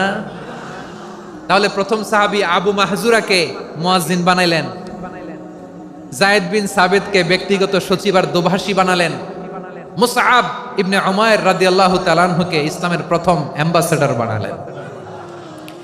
তাহলে তৃতীয় নাম্বার একজন সাহাবীর নাম বলছি, মুসআব ইবনে উমাইর। মুসআব কি নাম? নামটা কেমন লাগে? এই কয়েকজনের ভাল লাগে? 3 নম্বর সাহাবীর নাম মুসআব। কি নাম? He was the first ambassador in Islam. ইসলামের প্রথম ডিপ্লোম্যাট, প্রথম কূটনৈতিক, ইসলামের প্রথম কূটনৈতিক, ইসলামের প্রথম ডিপ্লোম্যাট, প্রথম অ্যাম্বাসেডর মুসআব ইবনে উমাইর। মক্কার তরুণ যুবক, উনি পারফিউম লাগাইলে মানুষ দেখলেই বুঝতো এটা মুসআব লাগাইছে। এমন ড্যাশিং ফেসের ছিল, এমন স্মার্ট ড্যাশিং ফেস, এমন পার্সোনালিটির মানুষ ছিল মুসআব রাদিয়াল্লাহু তাআলা। কারণ যিনি ইসলামের স্পোকম্যান হবেন, মুখপাত্র হবেন, তার স্মার্ট হওয়ার দরকার আছে না নাই? আকাবার প্রথম শপথ যখন হলো, তাদের সাথে বিষ্ণু ইসা ইসলাম মদিনাতে একজন মুখপাত্র পাঠালেন, ডিপ্লোম্যাটকে পাঠালেন, অ্যাম্বাসেডর অফ ইসলাম। তিনি হচ্ছেন মুসআব ইবনে উমাইর। পড়েন সুবহানাল্লাহ। বিশ্বনবী দেখলেন সে অনেক স্মার্ট, তার ডেডিকেশন আছে, সিনসিয়ারিটি আছে, এবং মদিনায় যে আউস খাজরাজ গোত্রের নেতাদের সাথে ডিল করতে হবে, ইহুদিদের সাথে ডিল করতে হবে, ওখানে একজন পাক্কা জানু খেলোয়াড়ের দরকার আছে না নাই? মুসআব ইবনে উমাইর রাদিয়াল্লাহু তাআলা আনহু, ওনাকে বিষ্ণু ইসা ইসলাম চুজ করলেন। এবং বিষ্ণু ইসা ইসলামের এই চুজিংটা, এই সিলেকশনটা এত সুন্দর ছিল, তিনি মদিনাতে যে বিশ্বনবী আসার আগেই মদিনার জমিনকে তিনি উর্বর করে ফেলছেন। প্রতিটা ঘরে ঘরে কালিমার দাওয়াত তিনি পৌঁছায় দিচ্ছেন। জুমার বিধান নাজিল হয়েছে, কিন্তু মক্কায় পরিবেশ নাই জুমা পালনের। বিষ্ণু ইসা ইসলাম একজনকে দিয়ে খবর পাঠালেন, যাও মদিনায় মুসাবকে যে বলো, মুসাব তো আমার শিক্ষক, আমার স্পোকম্যান, মদিনাতে যেন তারা জুমা কায়েম করে। বিশ্বনবীর আগেই মুসআব মদিনার মুসলিমদেরকে নিয়ে মদিনায় প্রথম জুমা কায়েম করে ফেলছে। কোন সুবহানাল্লাহ। ডিপ্লোম্যাটদের কেমন হইতে হয়, অ্যাম্বাসেডারের কেমন হইতে হয়, মুসআব রাদিয়াল্লাহু তাআলা আনহুর কাছ থেকে শিখে নাও। মুসআব নামটা কেমন লাগে? যশোর যাদের সন্তান হবে, ছেলের সন্তান, আমার রাস্তায় পাইলে সবাই জিজ্ঞেস করে, হুজুর একটা নাম দেন, আমার ছেলে হবে। যশোরবাসীর জন্য আমি একটা নাম দিয়ে দিলাম, নাম রাখতে হবে মুসআব। কি নাম? নামটা যাদের ভাল লাগে ছেলে সন্তান অনাগত আসবে, মনে চাইলে নাম রেখে দিবেন মুসআব রাদিয়াল্লাহু তাআলা আনহুর নামে মুসআব। তাহলে মুসআব রাদিয়াল্লাহু তাআলা আনহুকে বিশ্বনবী ল্যাঙ্গুয়েজ শিখান নাই, সফট স্কিল শিখান নাই। যায়েদ রাদিয়াল্লাহু তিনি হিব্রু ল্যাঙ্গুয়েজ শিখেছেন, সুরিয়ানি শিখেছেন, কিন্তু মুসআবকে তিনি বানিয়েছেন the spokesman of Islam, the first diplomat, the ambassador of Islam. সুবহানাল্লাহ পড়বেন না? আব্দুল্লাহ ইবনে আব্বাস রাদিয়াল্লাহু তাআলা আনহু বিশ্বনবীর কাজিন, চাচাতো ভাই। আবার মাইমুনা রাদিয়াল্লাহু তাআলা আনহু, মাইমুনা নবীর স্ত্রী, তিনি ছিলেন আব্দুল্লাহর আপন খালা। তো নবীর বউ যদি ওনার খালা হয়, নবী তার কি বুঝে নাই, নবী তার কি খালু। তাহলে সম্পর্ক অনেক গভীর, কাজিন আবার খালু, ছোট্ট মানুষ, তাই রাতে মাঝে মাঝে ঘরে থাকতো। বিশ্বনবী দেখলেন আব্দুল্লাহ যেহেতু আমার ঘরে ঢুকতে পারে, আব্দুল্লাহরে এই উম্মতের বড় শিক্ষাবিদ বানাইতে হবে। কথা বোঝে নাই? আব্দুল্লাহকে কি বানাইতে হবে? শিক্ষাবিদ, এডুকেটর অফ দিস উম্মাহ, এই উম্মার শিক্ষাবিদ বানাইতে হবে। তাই আব্দুল্লাহ ইবনে আব্বাসকে বিশ্বনবী হাতে কলমে শিক্ষা দিয়েছেন। বিশ্বনবী রাতে যখন তাহাজ্জুদ পড়তেন, ছোট্ট আব্দুল্লাহ ঘরে থাকতো। বুঝতে পেরেছেন? ছোট্ট মানুষ তো ঘরে থাকতো। তো বিশ্বনবী তাহাজ্জুদের জন্য একবার দাঁড়িয়েছেন, ছোট্ট আব্দুল্লাহ ওযু করে দাঁড়াইছে। আচ্ছা বলেন তো, ইমাম আর মুসল্লি মোট যদি দুইজন হয়, একজন ইমাম একজন মুসল্লি, তো মুসল্লি ইমামের কোন দিকে দাঁড়াবে? ডানে দাঁড়াবে। ছোট্ট আব্দুল্লাহ বোঝে নাই, বিশ্বনবী তাহাজ্জুদ শুরু করেছেন, উনি একতেদা করছেন আর দাঁড়াইছেন বায়ে। কোথায় দাঁড়িয়েছেন? আব্দুল্লাহ বলেন, যখন আমি বায়ে দাঁড়ালাম, আখাযা রাসূলুল্লাহ সাল্লাল্লাহু আলাইহি ওয়াসাল্লাম উযুনি আল ইউমনা ইয়াফতিলুহা, বিশ্বনবী নামাজরত অবস্থায় আমার কান ধরে টেনে আমার ডান দিকে এনে দাঁড় করায় দিলেন। পড়েন সুবহানাল্লাহ। দেখেন হাতে কলমে শিক্ষা। আর জীবনে ভুলাবে? কথা কয় না, আর ভুলাবে? আর ভুল হবে না। এভাবে বিশ্বনবীর অনেক সঙ্গ পেয়েছেন, সফর করেছেন, একই বাহনে বসেছেন, এক বাহনে বসে লম্বা নসিহত করেছেন, বলেছেন ইয়া গোলাম ইহফাজিল্লাহ ইয়াহফাজকা, ইহফাজিল্লাহ তাজিদহু তুজাহাক, ইযা সাআলতা ফাসআলিল্লাহ ওয়া ইযা ইসতাআনতা ফাসতাইন বিল্লাহ। আল্লাহর বিধান মানো, আল্লাহর বিধান রক্ষা করো, আল্লাহ তোমায় রক্ষা করবে। আব্দুল্লাহ, চাইতে হলে আল্লাহর কাছে চাও, সাহায্য চাইতে হলে আল্লাহর কাছে সাহায্য চাও। মনে রাখো, গোটা বিশ্বের সবাই যদি তোমার সাহায্য করতে চায়, ততটুকুই করতে পারবে যতটুকু আল্লাহ তোমার নসিবে রেখেছে। গোটা বিশ্ব যদি তোমার বিরুদ্ধে ষড়যন্ত্রে দাঁড়িয়ে যায়, ক্ষতি ততটুকু করতে পারবে যতটুকু তোমার জন্য বরাদ্দ আছে, এর বাইরে কিছু করতে পারবে না। আওয়াজ করে বলেন ঠিক কিনা? এভাবে হাতে কলমে শিখিয়েছেন, বিশ্বনবীর সঙ্গ পেয়েছেন। উনাকে বিষ্ণু ইসলাম শিক্ষাবিদ, এডুকেটর অফ দিস উম্মাহ হিসেবে সিলেক্ট করেছেন, হাতে কলমে শিখিয়েছেন। বিশ্বনবী একবার প্রকৃতির ডাকে সাড়া দিয়ে এসেছেন। এখন কি করতে হবে? নামাজের জন্য ওযু করতে হবে। বিশ্বনবী এসেই দেখেন ওযুর বদনায় পানি ভরা, খুশি হয়ে গেলেন, বললেন কে রেখেছে পানি? একজন বলল আব্দুল্লাহ রেখেছে। বিশ্বনবী অত্যন্ত খুশি হলেন, খুশি হয়ে একটা দোয়া করলেন, বললেন আল্লাহুম্মা ফাক্কিহু ফিদ্দীন ওয়া আল্লিমহু তা'ওয়ীল। আল্লাহ, তুমি আব্দুল্লাহকে দ্বীনের বুঝ দিও আর কোরআনের তাফসীর শিক্ষা দিও। বিশ্বনবীর এই দোয়া এমন লাগছে, উনি রাইসুল মুফাসসিরিন, এই পৃথিবীতে যত মুফাসসির ছিল, যত মুফাসসির আসবে, সকল মুফাসসিরের সম্রাট হিসেবে স্বীকৃত হয়েছেন আব্দুল্লাহ ইবনে আব্বাস। বিশ্বনবী ওনারে আজান শিখান নাই, বিশ্বনবী ওনারে ল্যাঙ্গুয়েজ শিখান নাই, বিশ্বনবী ওনারে অ্যাম্বাসেডর বানান নাই, হাতে কলমে শিক্ষা দিয়েছেন। ছোট্ট মানুষ, বিশ্বনবী ইন্তেকাল করলেন, আবু বকরের সময় গেল, ওমরে ফারুকের খেলাফত, তখনও তিনি তরুণ। ওমরে ফারুক রাদিয়াল্লাহু তাআলা আনহু ওনার ক্যাবিনেট মিনিস্ট্রির বৈঠকে এই আব্দুল্লাহ ইবনে আব্বাসকে পাশ দিয়ে বসায় রাখতেন। বয়স্ক সাহাবারা এটা পছন্দ করতো না, তারা বলতো ঘটনা কি, আব্দুল্লাহর মতো ছেলে নাতি আমাদের আছে, এরা কেন রাখে ওমরে ফারুক? ওমরে ফারুক এটা টের পেলেন, তিনি বুঝতে পারলেন যে ক্যাবিনেট মেম্বাররা এটা পছন্দ করে না, ছোট্ট আব্দুল্লাহরা কেন রাখি, কেন যে রাখি এটা একদিন বুঝাবো। একদিন মিটিং এ তিনি সবাইকে বললেন ইদা জাআ নাসরুল্লাহি ওয়াল ফাতহ। এই আয়াত দ্বারা উদ্দেশ্য কি বলেন তো মুরব্বী সাহাবীরা? এক সাহাবী বলেন এই সূরা দ্বারা উদ্দেশ্য, আল্লাহ বলেছেন আমাদেরকে বিভিন্ন ল্যান্ড, বিভিন্ন এলাকা বিজয় করতে হবে। ওমরে ফারুক বললেন না, হয়নি। আরেকজন বললেন বিজয় হওয়ার পর আমাদের বেশি বেশি আল্লাহর বরত্বের ঘোষণা দিতে হবে, এটা উদ্দেশ্য। ওমরে ফারুক বললেন না, হয় নাই। যারা জিজ্ঞেস করেন কেউ পারে না। সব শেষে বিশ্বনবী ছোট্ট আব্দুল্লাহরে বলেন আব্দুল্লাহ ইদা জাআ নাসরুল্লাহি ওয়াল ফাতহ, এর দ্বারা উদ্দেশ্য কি বলো তো? ছোট্ট আব্দুল্লাহ বলেন হুয়া আজালু রাসূলিল্লাহ। এই আয়াত দ্বারা বিশ্বনবীর বিদায়কে উদ্দেশ্য নেওয়া হয়েছে। ওমরে ফারুক বলেন হাদা হুয়া, এটাই তো সঠিক উত্তর, এটাই সঠিক তাফসীর এই আয়াতের। কারণ ইদা জাআ নাসরুল্লাহি ওয়াল ফাতহ, যখন আল্লাহর সাহায্য আর বিজয় আসবে, ওয়ারাআইতান নাসা ইয়াদখুলুনা ফি দীনিল্লাহি আফওয়াজা, আপনি দেখবেন দলে দলে ঢলে ঢলে বানের পানির মতো মানুষ ইসলামের দিকে ঢুকতেছে, ইসলামের বিজয় হয়েছে। তো ইসলামের বিজয়ের মিশন নিয়ে নবী আসছে, বিজয়ী যখন হয়ে গেছে এখন তো নবীর বিদায় হবে। জোরে বলেন ঠিক কিনা? কোন সাহাবী এই সূক্ষ্ম কথাটা ধরতে পারে নাই, ওই আব্দুল্লাহ ছাড়া। আব্দুল্লাহ যখন উত্তর দিছে সব সাহাবীদের টনক নড়েছে। এরপর থেকে কোনো ক্যাবিনেট মিটিং এ আর কোনো সাহাবারা কোনো প্রশ্ন করে নাই, আওয়াজ করে পড়েন সুবহানাল্লাহ। বিশ্বনবী আব্দুল্লাহ ইবনে আব্বাসকে দ্য এডুকেটর অফ দ্য উম্মাহ, উম্মার শিক্ষাবিদ হিসেবে গ্রহণ করেছেন। আওয়াজ করে পড়তে হবে আল্লাহু আকবার। সাহাবীদের নামগুলো মনে থাকবে? 1 নম্বরে আবু মাহজুরা, মুয়াজ্জিন বানাইছেন। যায়েদ ইবনে সাবিত, দোভাষী, ট্রান্সলেটর অফ প্রফেট, এবং তিনি ছিলেন বিশ্বনবীর ব্যক্তিগত সচিব। মুসআব ইবনে Umair, the first ambassador and diplomat of Islam. Abdullah ইবনে আব্বাস, এই উম্মার সবচেয়ে বড় এডুকেটর, শিক্ষাবিদ। আরেকজন ছিল আব্দুল্লাহ ইবনে মাসউদ রাদিয়াল্লাহু তাআলা। 2 আব্দুল্লাহ, আব্বাস গেল, আরেকজন হচ্ছে মাসউদ। মক্কার তরুণ, ছাগল পালতো মুশরিকের বিশ্বনবী আর আবু বকর রাদিয়াল্লাহু তাআলা আনহু একবার গেলেন, যে দেখে এই তরুণ দাঁড়ায় আছে। বিশ্বনবী বলেন, আমি খুব ক্ষুধার্ত, তোমার কাছে কি দুধ আছে ছাগলের? আব্দুল্লাহ ইবনে মাসউদ বলে, আছে। ওয়ালাকিন আনা মু'তামান, কিন্তু যে দুধ আছে এটা আমানতের, আমি দিতে পারবো না। বিশ্বনবী এইটা শুনেই তারা টার্গেট করে ফেলছে। আনা মু'তামান, দুধ আছে কিন্তু এটা আমার মালিকের, আমি তো দরদ দেখাই, আমার মালিকের দুধ আপনি পথিক, আপনারে দিতে পারি না। বিশ্বনবী টার্গেট করে ফেলছেন, এরে আমার কাজে লাগাইতে হবে। বিশ্বনবী বলেন, আচ্ছা ঠিক আছে, দুধ দিও না, কিন্তু এমন ছাগি আছে কিনা যেই ছাগির সাথে কোনো ছাগলের মিলন হয় নাই, তার ওলানে দুধও আসে নাই, বাচ্চাও নাই, এরকম ছাগির থেকে যদি আমি দুধ খাই তাহলে তো সমস্যা নাই। বলতেছে, এরকম ছাগির থেকে দুধ খাইলে সমস্যা নাই, কারণ এরকম ছাগির ওলান থেকে দুধ আসবেও না। বলতেছে, ঠিক আছে, এরকম একটা ছাগি নিয়ে আসা হলো। বিশ্বনবী বিসমিল্লাহ বলে ওই ছাগির ওলানে হাত দিলেন। হাত দিতে দেরি, পুরো ওলানটা দুধে ভরে যেতে দেরি হয় না। বিশ্বনবী আর আবু বকর রাদিয়াল্লাহু তাআলা আনহু দহন করে পেট ভরে খেলেন। এই দৃশ্য আব্দুল্লাহ ইবনে মাসউদের হৃদয়ে দাগ কাটলো। এই মুজিজা দেখে তিনি বললেন, আশহাদু আল্লা ইলাহা ইল্লাল্লাহ ওয়া আশহাদু আন্না মুহাম্মাদুর রাসূলুল্লাহ। তিনি ষষ্ঠ মুসলিম ছিলেন, 6 নম্বর মুসলমান।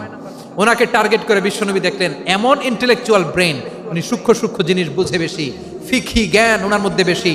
বিশ্বনবী ওনাকে কোরআনের জ্ঞান শিক্ষা দিতে লাগলেন। উনি বিশ্বনবী সবার কাছে কোরআন শোনায়, কিন্তু বিশ্বনবী নিজে আব্দুল্লাহ ইবনে মাসউদের কাছ থেকে কোরআন শুনতো। বিশ্বনবী একবার বললেন, ইকরা আলাইয়া ইয়া মাসউদ। ইবনে মাসউদ, একবার শোনাও তো কোরআন দেখি। আব্দুল্লাহ ইবনে মাসউদ বলে, আকরাউ আলাইকা ওয়া আলাইকা উনজিল। নবী, আপনার উপর কোরআন নাজিল হয় আর আমি আপনার সামনে কোরআন পড়বো।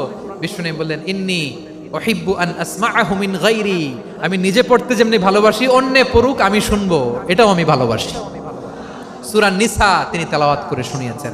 এমন সূক্ষ্ম সূক্ষ্ম বিষয় বিশ্বনবী ওনাকে ধরিয়ে দিয়েছেন। উনি হয়ে গিয়েছেন আব্দুল্লাহ ইবনে আব্বাস, হয়েছেন রাইসুল মুফাসসিরিন, উনি হয়ে গিয়েছেন ফাকিহুল উম্মাহ। ওনার চাইতে বড় ফকি এই পৃথিবী আর দেখবে না। চিল্লায় বলেন সুবহানাল্লাহ। উনি বলতেন, ওয়াল্লাহি ওয়াল্লাহি ইল্লাযী লা ইলাহা গায়রু মা উনজিলাত সূরাতুন ইল্লা ওয়া আনা আ'লামু আইনা উনজিলাত ওয়া ফিমা উনজিলাত। বিশ্বনবী এমন ভাবে কোরআনের দার্স আমাকে দিয়েছেন, কোরআনে যত সূরা নাজিল হয়েছে, যেখানে নাজিল হোক না কেন আমি জানি এটা কোথায় নাজিল হয়েছে এবং কোন প্রেক্ষাপটে নাজিল হয়েছে। এমন একটা সূরা নাই যে সূরার কোথায় নাজিল হয়েছে আমি মাসুদের জানা নাই, কোন প্রেক্ষাপটে নাজিল হয়েছে আমার জানা নাই। এরকম ঘটবে না। চিল্লায় বলেন আল্লাহু আকবার। এই আব্দুল্লাহ ইবনে মাসউদ রাদিয়াল্লাহু তাআলা আনহু ওমর ফারুকের সময় কুফার চিফ জাস্টিস ছিলেন। কুফা নগরীর চিফ জাস্টিস বুঝেন নাই? বিচারপতি। কি ছিলেন? সবাই বলে নাই, কি ছিলেন? বিচারপতি ছিলেন। এবং ওনার যে ফিকহি জ্ঞানের ধারা, এটাই আলকামা, ইব্রাহিম আন-নাখাই, হাম্মাদ ইবনে সুলাইমান হয়ে ইমাম আবু হানিফা পর্যন্ত পৌঁছেছে। এবং ওনার ফিকহি জ্ঞানের ধারাই হানাফি মাযহাবে অ্যাকসেপ্ট হয়েছে। আজও এগুলো হানাফি মাযহাবে চর্চিত হয়। হানাফি মাযহাবের সব ফিক আব্দুল্লাহ ইবনে মাসউদের ফিকহি জ্ঞানের ধারা থেকে নেওয়া হয়েছে। চিল্লায় পড়েন সুবহানাল্লাহ। তাহলে উনাকে বিশ্বনবী বানিয়েছেন জুরিস্ট, আইনবিদ, ফকিহ। উনারে আজান শিখান নাই। হিউম্যান রিসোর্স ডেভেলপমেন্ট কিভাবে করবেন, মানব সম্পদের উন্নয়ন কিভাবে করতে হয়, কিভাবে যার যেখানে প্রতিভা কাজে লাগাতে হয় উনি দেখিয়েছেন। সুবহানাল্লাহ পড়বেন না? খালিদ বিন ওয়ালিদ নাম শুনছেন? কে কে শোনেন নাই হাত তোলেন। কি ছিলেন? বীর যোদ্ধা। বীর যোদ্ধা ছিলেন খালিদ বিন ওয়ালিদ। কিন্তু তিনি ইসলাম ধর্ম গ্রহণ করেছেন অনেক দেরিতে, 8ম হিজরিতে। তার মানে 8ম হিজরির আগে উনি মুশরিকদের পক্ষে লড়াই করেছেন। ওনার হাতে কত মুসলিম সাহাবী যে নিহত হয়েছে হিসাব নাই। বিষ্ণুনবী টার্গেট করে রাখছে, তুমি আমাদের মুসলিমদের এত ক্ষতি করলা, তুমি যখন মুসলমান হবা তোমারে দিয়ে আমি এমন কাম করামু যে এটা আর কেউ করতে পারবে না। সুবহানাল্লাহ নাই? যশোর ক্লান্ত হয়ে গেছে।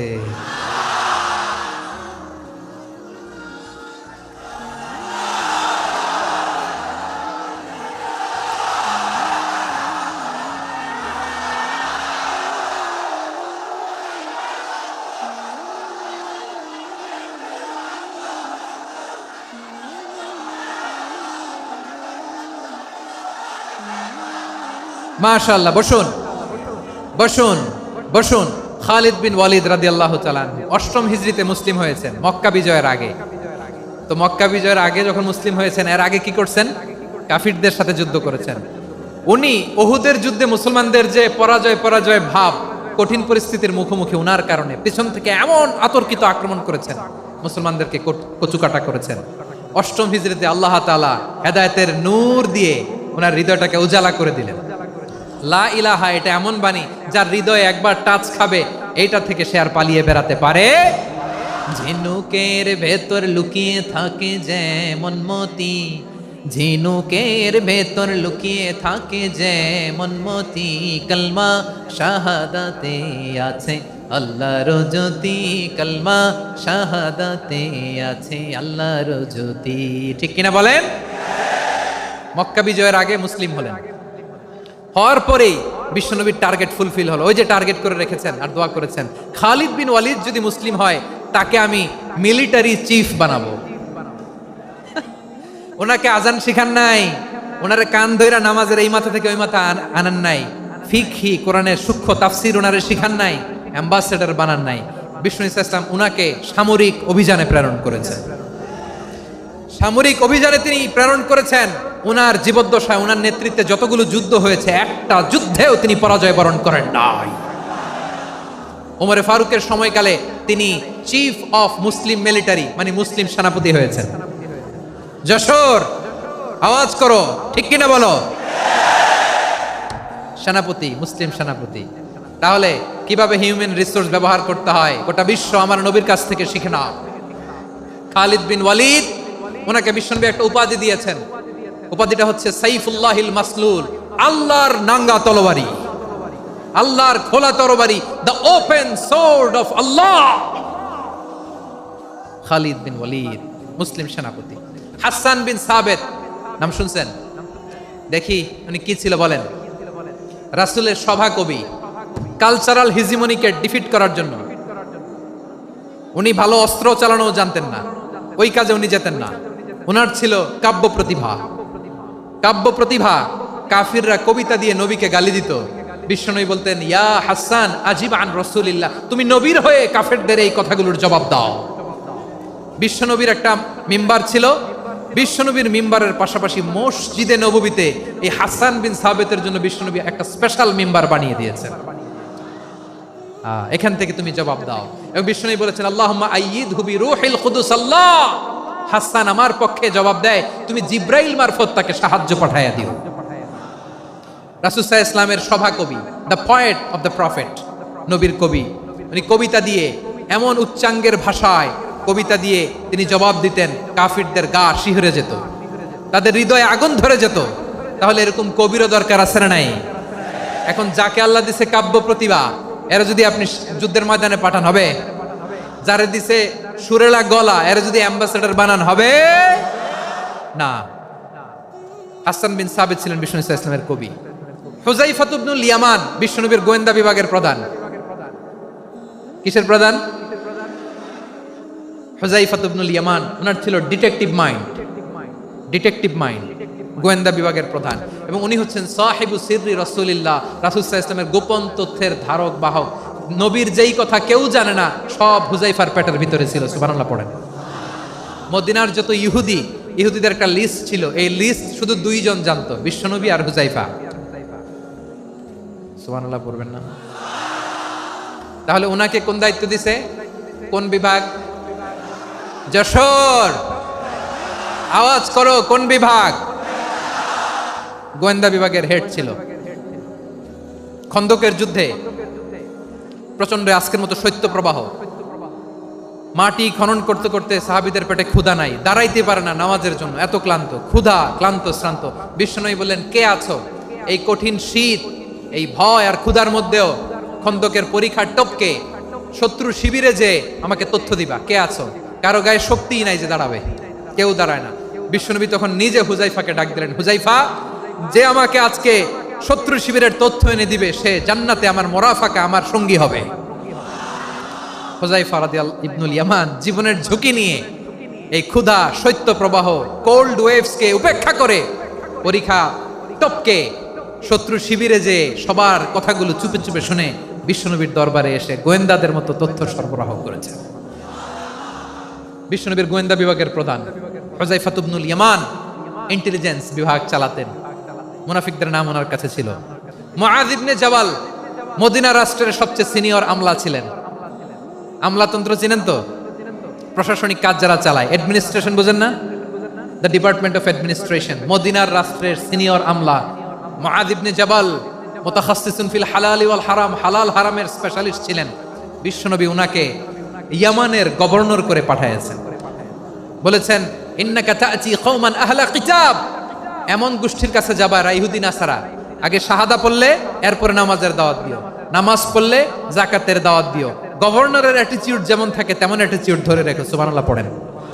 তাহলে মুআয ইবনে জাবালকে দিয়ে বিশ্বনবী কবিতা লেখায় নাই, চিঠি লেখায় নাই, আজান দেওয়ায় নাই। সুবহানাল্লাহ পড়বেন না? সব শেষ সাহাবী বলি আবু হুরায়রা রাদিয়াল্লাহু তাআলা, নাম শুনছেন? বিড়ালের বাবা। কি করতেন? খালি হাদিস মুখস্থ করতেন। উনি বলতেন, আলজামু রাসূলুল্লাহ আলা মিল ইবাতনি, আমার শুধু পেটের ক্ষুধার বন্দোবস্ত হইলে আমি নবীর সঙ্গ ছাড়তাম না। আমার আনসার সাহাবারা ক্ষেত খামারের কাজ করত, আমার মুহাজির সাহাবারা ব্যবসা করত, আর আমি নবীর সাথে সাথে থাকতাম। শুধু সকাল বিকাল দুই বেলা যদি আমার খাবারের বন্দোবস্ত হয়, আমি আর নবীর লক ছাড়ি না। সুবহানাল্লাহ কইবেন না? 5374টা হাদিস তিনি বর্ণনা করেছেন। সবচেয়ে বেশি হাদিস বর্ণনাকারী সাহাবী। হাদিস প্রিজার্ভেশনের কাজে বিশ্বনবী ওনাকে কাজে লাগিয়েছেন। উনি একদিন বলেন, ইয়া রাসূলুল্লাহ আসমাউ মিনকা কাসীরান ফালা আহফাজু, নবী অনেক কথা শুনি আমার মনে থাকে না। বিশ্বনবী বললেন, তাই? উবসুত রিদাক, তোমার চাদরটা বিছাও। আবু হুরায়রা বিছালেন, বিশ্বনবী হাত বুলায় দিলেন, এরপরে অনেক হাদিস বর্ণনা করলেন। আবু হুরায়রা বলে, তারপর থেকে বিশ্বনবী যাই বর্ণনা করে আমি শুনি আর একটাও বলি না। এখন সুবহানাল্লাহ। বিশ্বনবী ওনাকে হাদিস প্রিজার্ভেশন, নবীর এই যে লক্ষ্য হাদিস প্রিজার্ভেশনের এই দায়িত্ব দিয়েছেন সাইয়েদনা আবু হুরায়রা রাদিয়াল্লাহু তাআলা আনহুকে। প্রিয় ভাইরা, তাহলে 10 জন সাহাবীর কথা যে বললাম, আপনারা কি খেয়াল করেছেন কত বড় ট্যালেন্ট হান্টার, চৌকস ট্যালেন্ট হান্টার ছিল আমার নবী। এক একজনের এক এক ট্যালেন্ট, এক এক কাজে অ্যাসাইন করেছেন, এক একজনকে এক এক দায়িত্ব দিয়েছেন, এক একজনের প্রতিভাকে এক একভাবে বিকশিত হওয়ার সুযোগ দিয়েছেন। আওয়াজ করে বলেন ঠিক কি না? এখন আমার পর্দার আড়ালে আমার মায়েরা বলবে, এতগুলো পুরুষ সাহাবীর কথা বললো, নারী সাহাবীরা কি কিছু করে নাই? হ্যাঁ, একজন নারী সাহাবীর কথা বলে মোনাজাত হবে, দোয়া ছাড়া কেউ যাব না। রুফাইদা আল আসলামিয়া রাদিয়াল্লাহু তাআলা আনহা, ওনার বাবার নাম সাআদ আল আসলামি। বিশ্বনবী কি খেয়াল করলেন দেখেন, সাআদ ছিল মদিনার বড় ডাক্তার। এই নারী সাহাবী রুফাইদা বাবার কাছ থেকে চিকিৎসা বিদ্যা শিখেছেন। যখন শিখছে, বিশ্বনবী দেখলেন আমার তো প্রতি সপ্তাহে সপ্তাহে যুদ্ধে আহত সাহাবীদের সেবা দিবে কে? বিশ্বনবী রুফাইদাকে বললেন, রুফাইদা তুমি মসজিদে নববীর পাশে একটা মেডিকেল ক্যাম্প করো। এই যে সাকিনা আদ-দ্বীন মেডিকেলের আমার ছাত্রী বন্ধুরা, শুনে রাখো, তোমাদের আইকন হচ্ছে এই রুফাইদা আল আসলামিয়া। বিশ্বনবীর ডিরেকশন অনুযায়ী তিনি মসজিদে নববীর পাশে একটা মেডিকেল ক্যাম্প করলেন এবং আহত সাহাবাদের চিকিৎসা উনি ওনার টিম নিয়ে দিতেন। বিশ্বনবীর পরামর্শে উনি আনসারি এবং মুহাজির মহিলা সাহাবীদেরকে নিয়ে একটা স্পেশাল মেডিকেল টিম গঠন করলেন। খায়বার যুদ্ধে 7ম হিজরিতে যখন বিশ্বনবী যায়, উনি ওনার টিম নিয়ে আসলেন, বললেন, ইয়া রাসূলুল্লাহ, আমরা তো তলোয়ার চালাতে পারি না, আমরা তো তীর মারতে পারি না, আপনি যদি অনুমতি দেন খায়বার অভিযানে আমি আমার টিম নিয়ে মেডিকেল টিমের সেবাটা, সার্ভিসটা দিতে চাই। পড়েন সুবহানাল্লাহ। বিশ্বনবী অনুমতি দিলেন।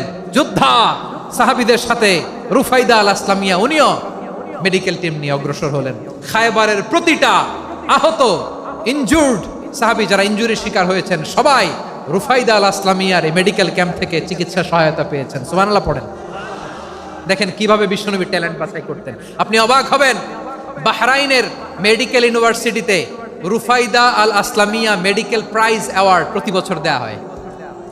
যদি 8 দিনের এই মেডিকেল আমার বোনেরা যদি জেনে থাকো জানো, না হলে নতুন করে জানো, সার্চ দিও রুফাইদা আল আসলামিয়া মেডিকেল অ্যাওয়ার্ড বাহরাইনের ইউনিভার্সিটিতে দেওয়া হয়। প্রিয় ভাইয়েরা, তাহলে আলোচনার সামারি আমরা করি।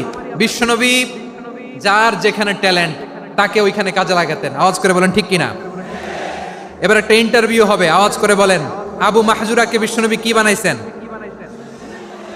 হ্যাঁ, ভুলে গেছেন? সামনের চুলে হাত দিয়ে বিশ্বনবী কি সুন্দর গলায় আজান শিখালেন। মুয়াজ্জিন। যায়েদ বিন সাবিতকে একাডেমিক প্রজেক্টের দায়িত্ব দিয়েছেন, তিনি ছিলেন বিশ্বনবীর দোভাষী ব্যক্তিগত সচিব। মুসআব ইবনে Umair the first ambassador of Islam. Abdullah ইবনে আব্বাস উম্মার বড় শিক্ষাবিদ মুফাসসির। আব্দুল্লাহ ইবনে মাসউদ ছিলেন জুরিস্ট। কি ছিলেন? জুরিস্ট ছিলেন, এই উম্মার সবচেয়ে বড় জুরিস্ট। খালিদ বিন ওয়ালিদ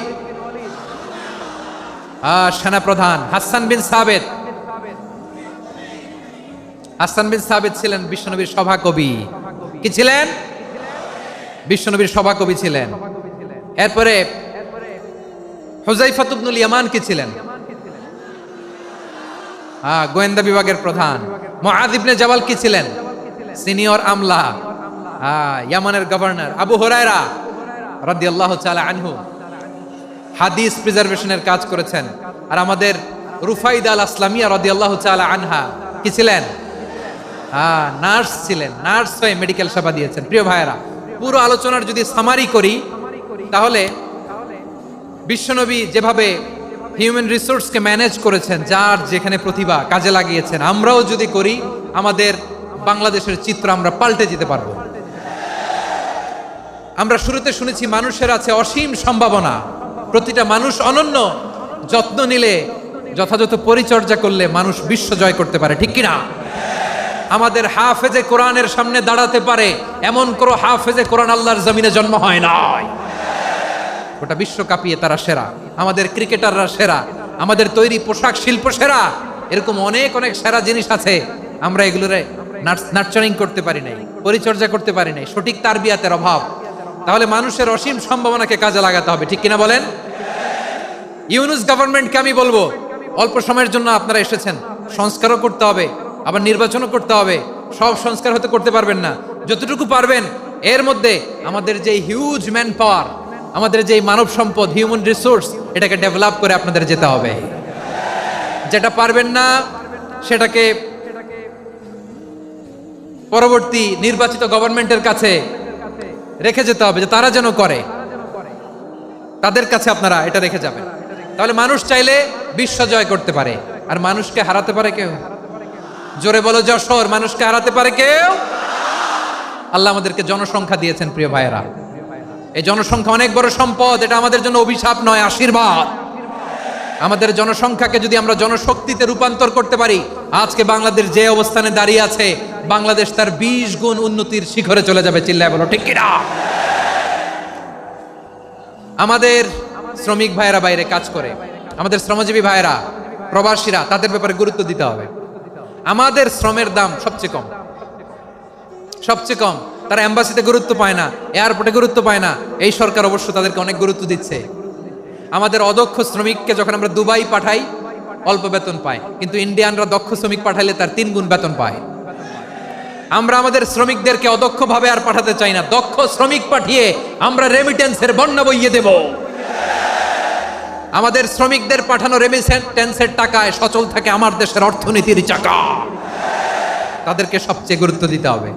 আমরা পেয়েছি ফ্রিডম ফাইটার, মুক্তিযোদ্ধা, আর আমার প্রবাসী ভাইরা হচ্ছে রেমিটেন্স ফাইটার। জোরে বলো ঠিক কিনা? তাহলে আমাদের এই জনশক্তিকে জনসম্পদে ট্রান্সফর্ম করতে হবে। ঠিক কিনা বলেন? সরকার জনগণকে এভাবে পলিশ করতে হবে। মা বাবারা ছেলে মেয়েদের মধ্যে কার কোন যোগ্যতা তাকে ওইভাবে কাজে লাগাতে হবে। সবার এ প্লাস পাওয়ার কোনো দরকার নাই। আমাদের দেশে একটা টেন্ডেন্সি আছে, পরীক্ষায় এ প্লাস না পাইলে তুই কি করলি, পাশের বাড়ির ছেলে এ প্লাস পাইছে, যা ওর পা ধোয়া পানি খা। কি খা? তা আমি ভাবছি যে পা ধোয়া এ প্লাস পাওয়া ছেলেদের পা ধোয়া পানির একটা পানির ব্র্যান্ড বানাইতে হবে, এরকম লেখা থাকবে এ প্লাস পাওয়া ছেলেদের পা ধোয়া পানি। খাওয়া নাই, এগুলার খাওয়া নাই। ওরে আল্লাহ এ প্লাস পাওয়ার জন্য বানাইছে, আর আপনার ছেলেকে এই এ প্লাস গুলারে নিয়ন্ত্রণ করার জন্য আল্লাহ বানাইছে। ওকে দিয়ে আল্লাহ কি করবে আপনি জানেনই না। একটা এ প্লাস, একটা এ গ্রেড একটা মানুষের জীবনকে ঠিক করে দিতে পারে না। আপনার ছেলেকে আল্লাহ অন্যদিকে যোগ্যতা দিয়েছে। ওদের মনোবল ভাঙবেন না, খবরদার খবরদার। ছেলে মেয়েদের মনোবল ভাঙবেন না। যাকে দিয়ে যেটা হবে তাকে দিয়ে সেটা করতে হবে, তার প্রতিভাকে সেভাবে কাজে লাগাতে হবে। তাহলে বাংলাদেশ, আমাদের এই জনসংখ্যা জনসম্পদে রূপান্তরিত হবে। আমাদের সরকারের তত্ত্বাবধানে আমাদের 18 কোটি জনগণ দক্ষ জনশক্তিতে রূপান্তরিত হোক, আমরা চাই কি চাই না? আমরা ভালো মানুষ, শ্রেষ্ঠ মানুষ হতে চাই কি চাই না? ওই জাপানিজদের মতো সৎ, ওই ইউরোপিয়ানদের মতো কালচার্ড, আমাদেরকে আল্লাহ তাআলা কোরআন সুন্নাহ অনেক কিছু দিয়েছেন। যেহেতু বর্তমানে আমরা দেখছি তারা সৎ, তাদের মধ্যে ভ্যালু আছে, সেগুলো আমাদের মধ্যে আনার দরকার আছে না নাই? আর ইসলাম দিয়ে আমাদের জীবনকে সাজাতে হবে, ইসলাম দিয়ে আমার পরিবারকে সাজাতে হবে। ইসলাম থেকে, কোরআন থেকে প্রেসক্রিপশন না নিলে জীবন সুন্দর হবে না। কোরআন থেকে প্রেসক্রিপশন না নিলে সমাজ সুন্দর হবে না। কোরআনের প্রেসক্রিপশন না মানলে রাষ্ট্র সুন্দর হবে না। কোরআনের প্রেসক্রিপশন অ্যাপ্লাই না করলে শুধু দুর্নীতি দমন কমিশন দিয়ে দুর্নীতি বন্ধ করা যাবে না। এজন্য কোরআনের আইন আমরা চাই কি চাই না? প্রিয় ভাইয়েরা, হিউম্যান রিসোর্স ডেভেলপমেন্ট, মানব সম্পদের উন্নয়ন, আমাদের সরকার যেন এদিকে নজর দেয়। আমরা যেন এই ব্যাপারে যত্নবান হয়ে উঠি। যাকে আল্লাহ যে যোগ্যতা দিয়েছে, এই যোগ্যতা দিয়ে আমরা যেন ইসলামের জন্য, দেশের জন্য কাজ করি। আমরা যেন আমাদের স্কিল ডেভেলপ করি, আমাদের পটেনশিয়ালকে ডেভেলপ করি। মোরালিটি, ভ্যালিউজ নিয়ে শাইখ আহমদুল্লাহ আলোচনা করেছেন, এগুলো দিয়ে যেন আমরা আমাদেরকে সাজাই। আল্লাহ তাআলা আমাদের দেশকে তুমি নিরাপদ করো, আমরা পড়ি আমিন। আল্লাহ আমার 18 কোটি জনগণকে তুমি জনশক্তিতে রূপান্তরিত করো, আমিন। আল্লাহ আমরা হাতে হাত রেখে, কাঁধে কাঁধ মিলিয়ে ভাইয়ে ভাইয়ে যেন এই দেশকে গড়তে পারি, আল্লাহ তুমি তৌফিক দান করো, আমরা পড়ি আমিন। আমার প্রিয় মহিউদ্দিন ভাই বলেছেন, হুজুর এমন একটা ঘোষণাপত্র দিয়ে যাবেন আজকের এই ঐতিহাসিক যশোরের প্রোগ্রামে, যেটা গোটা বাংলাদেশে মানুষ এটার উপর আমল করে। আমি যে কথাটা বলেছি এটাই, আসুন আমরা আমাদের জনসংখ্যাকে জনসম্পদে ট্রান্সফর্ম করি। আমাদের জনসংখ্যাকে আমরা যেন জনশক্তিতে রূপান্তরিত করি।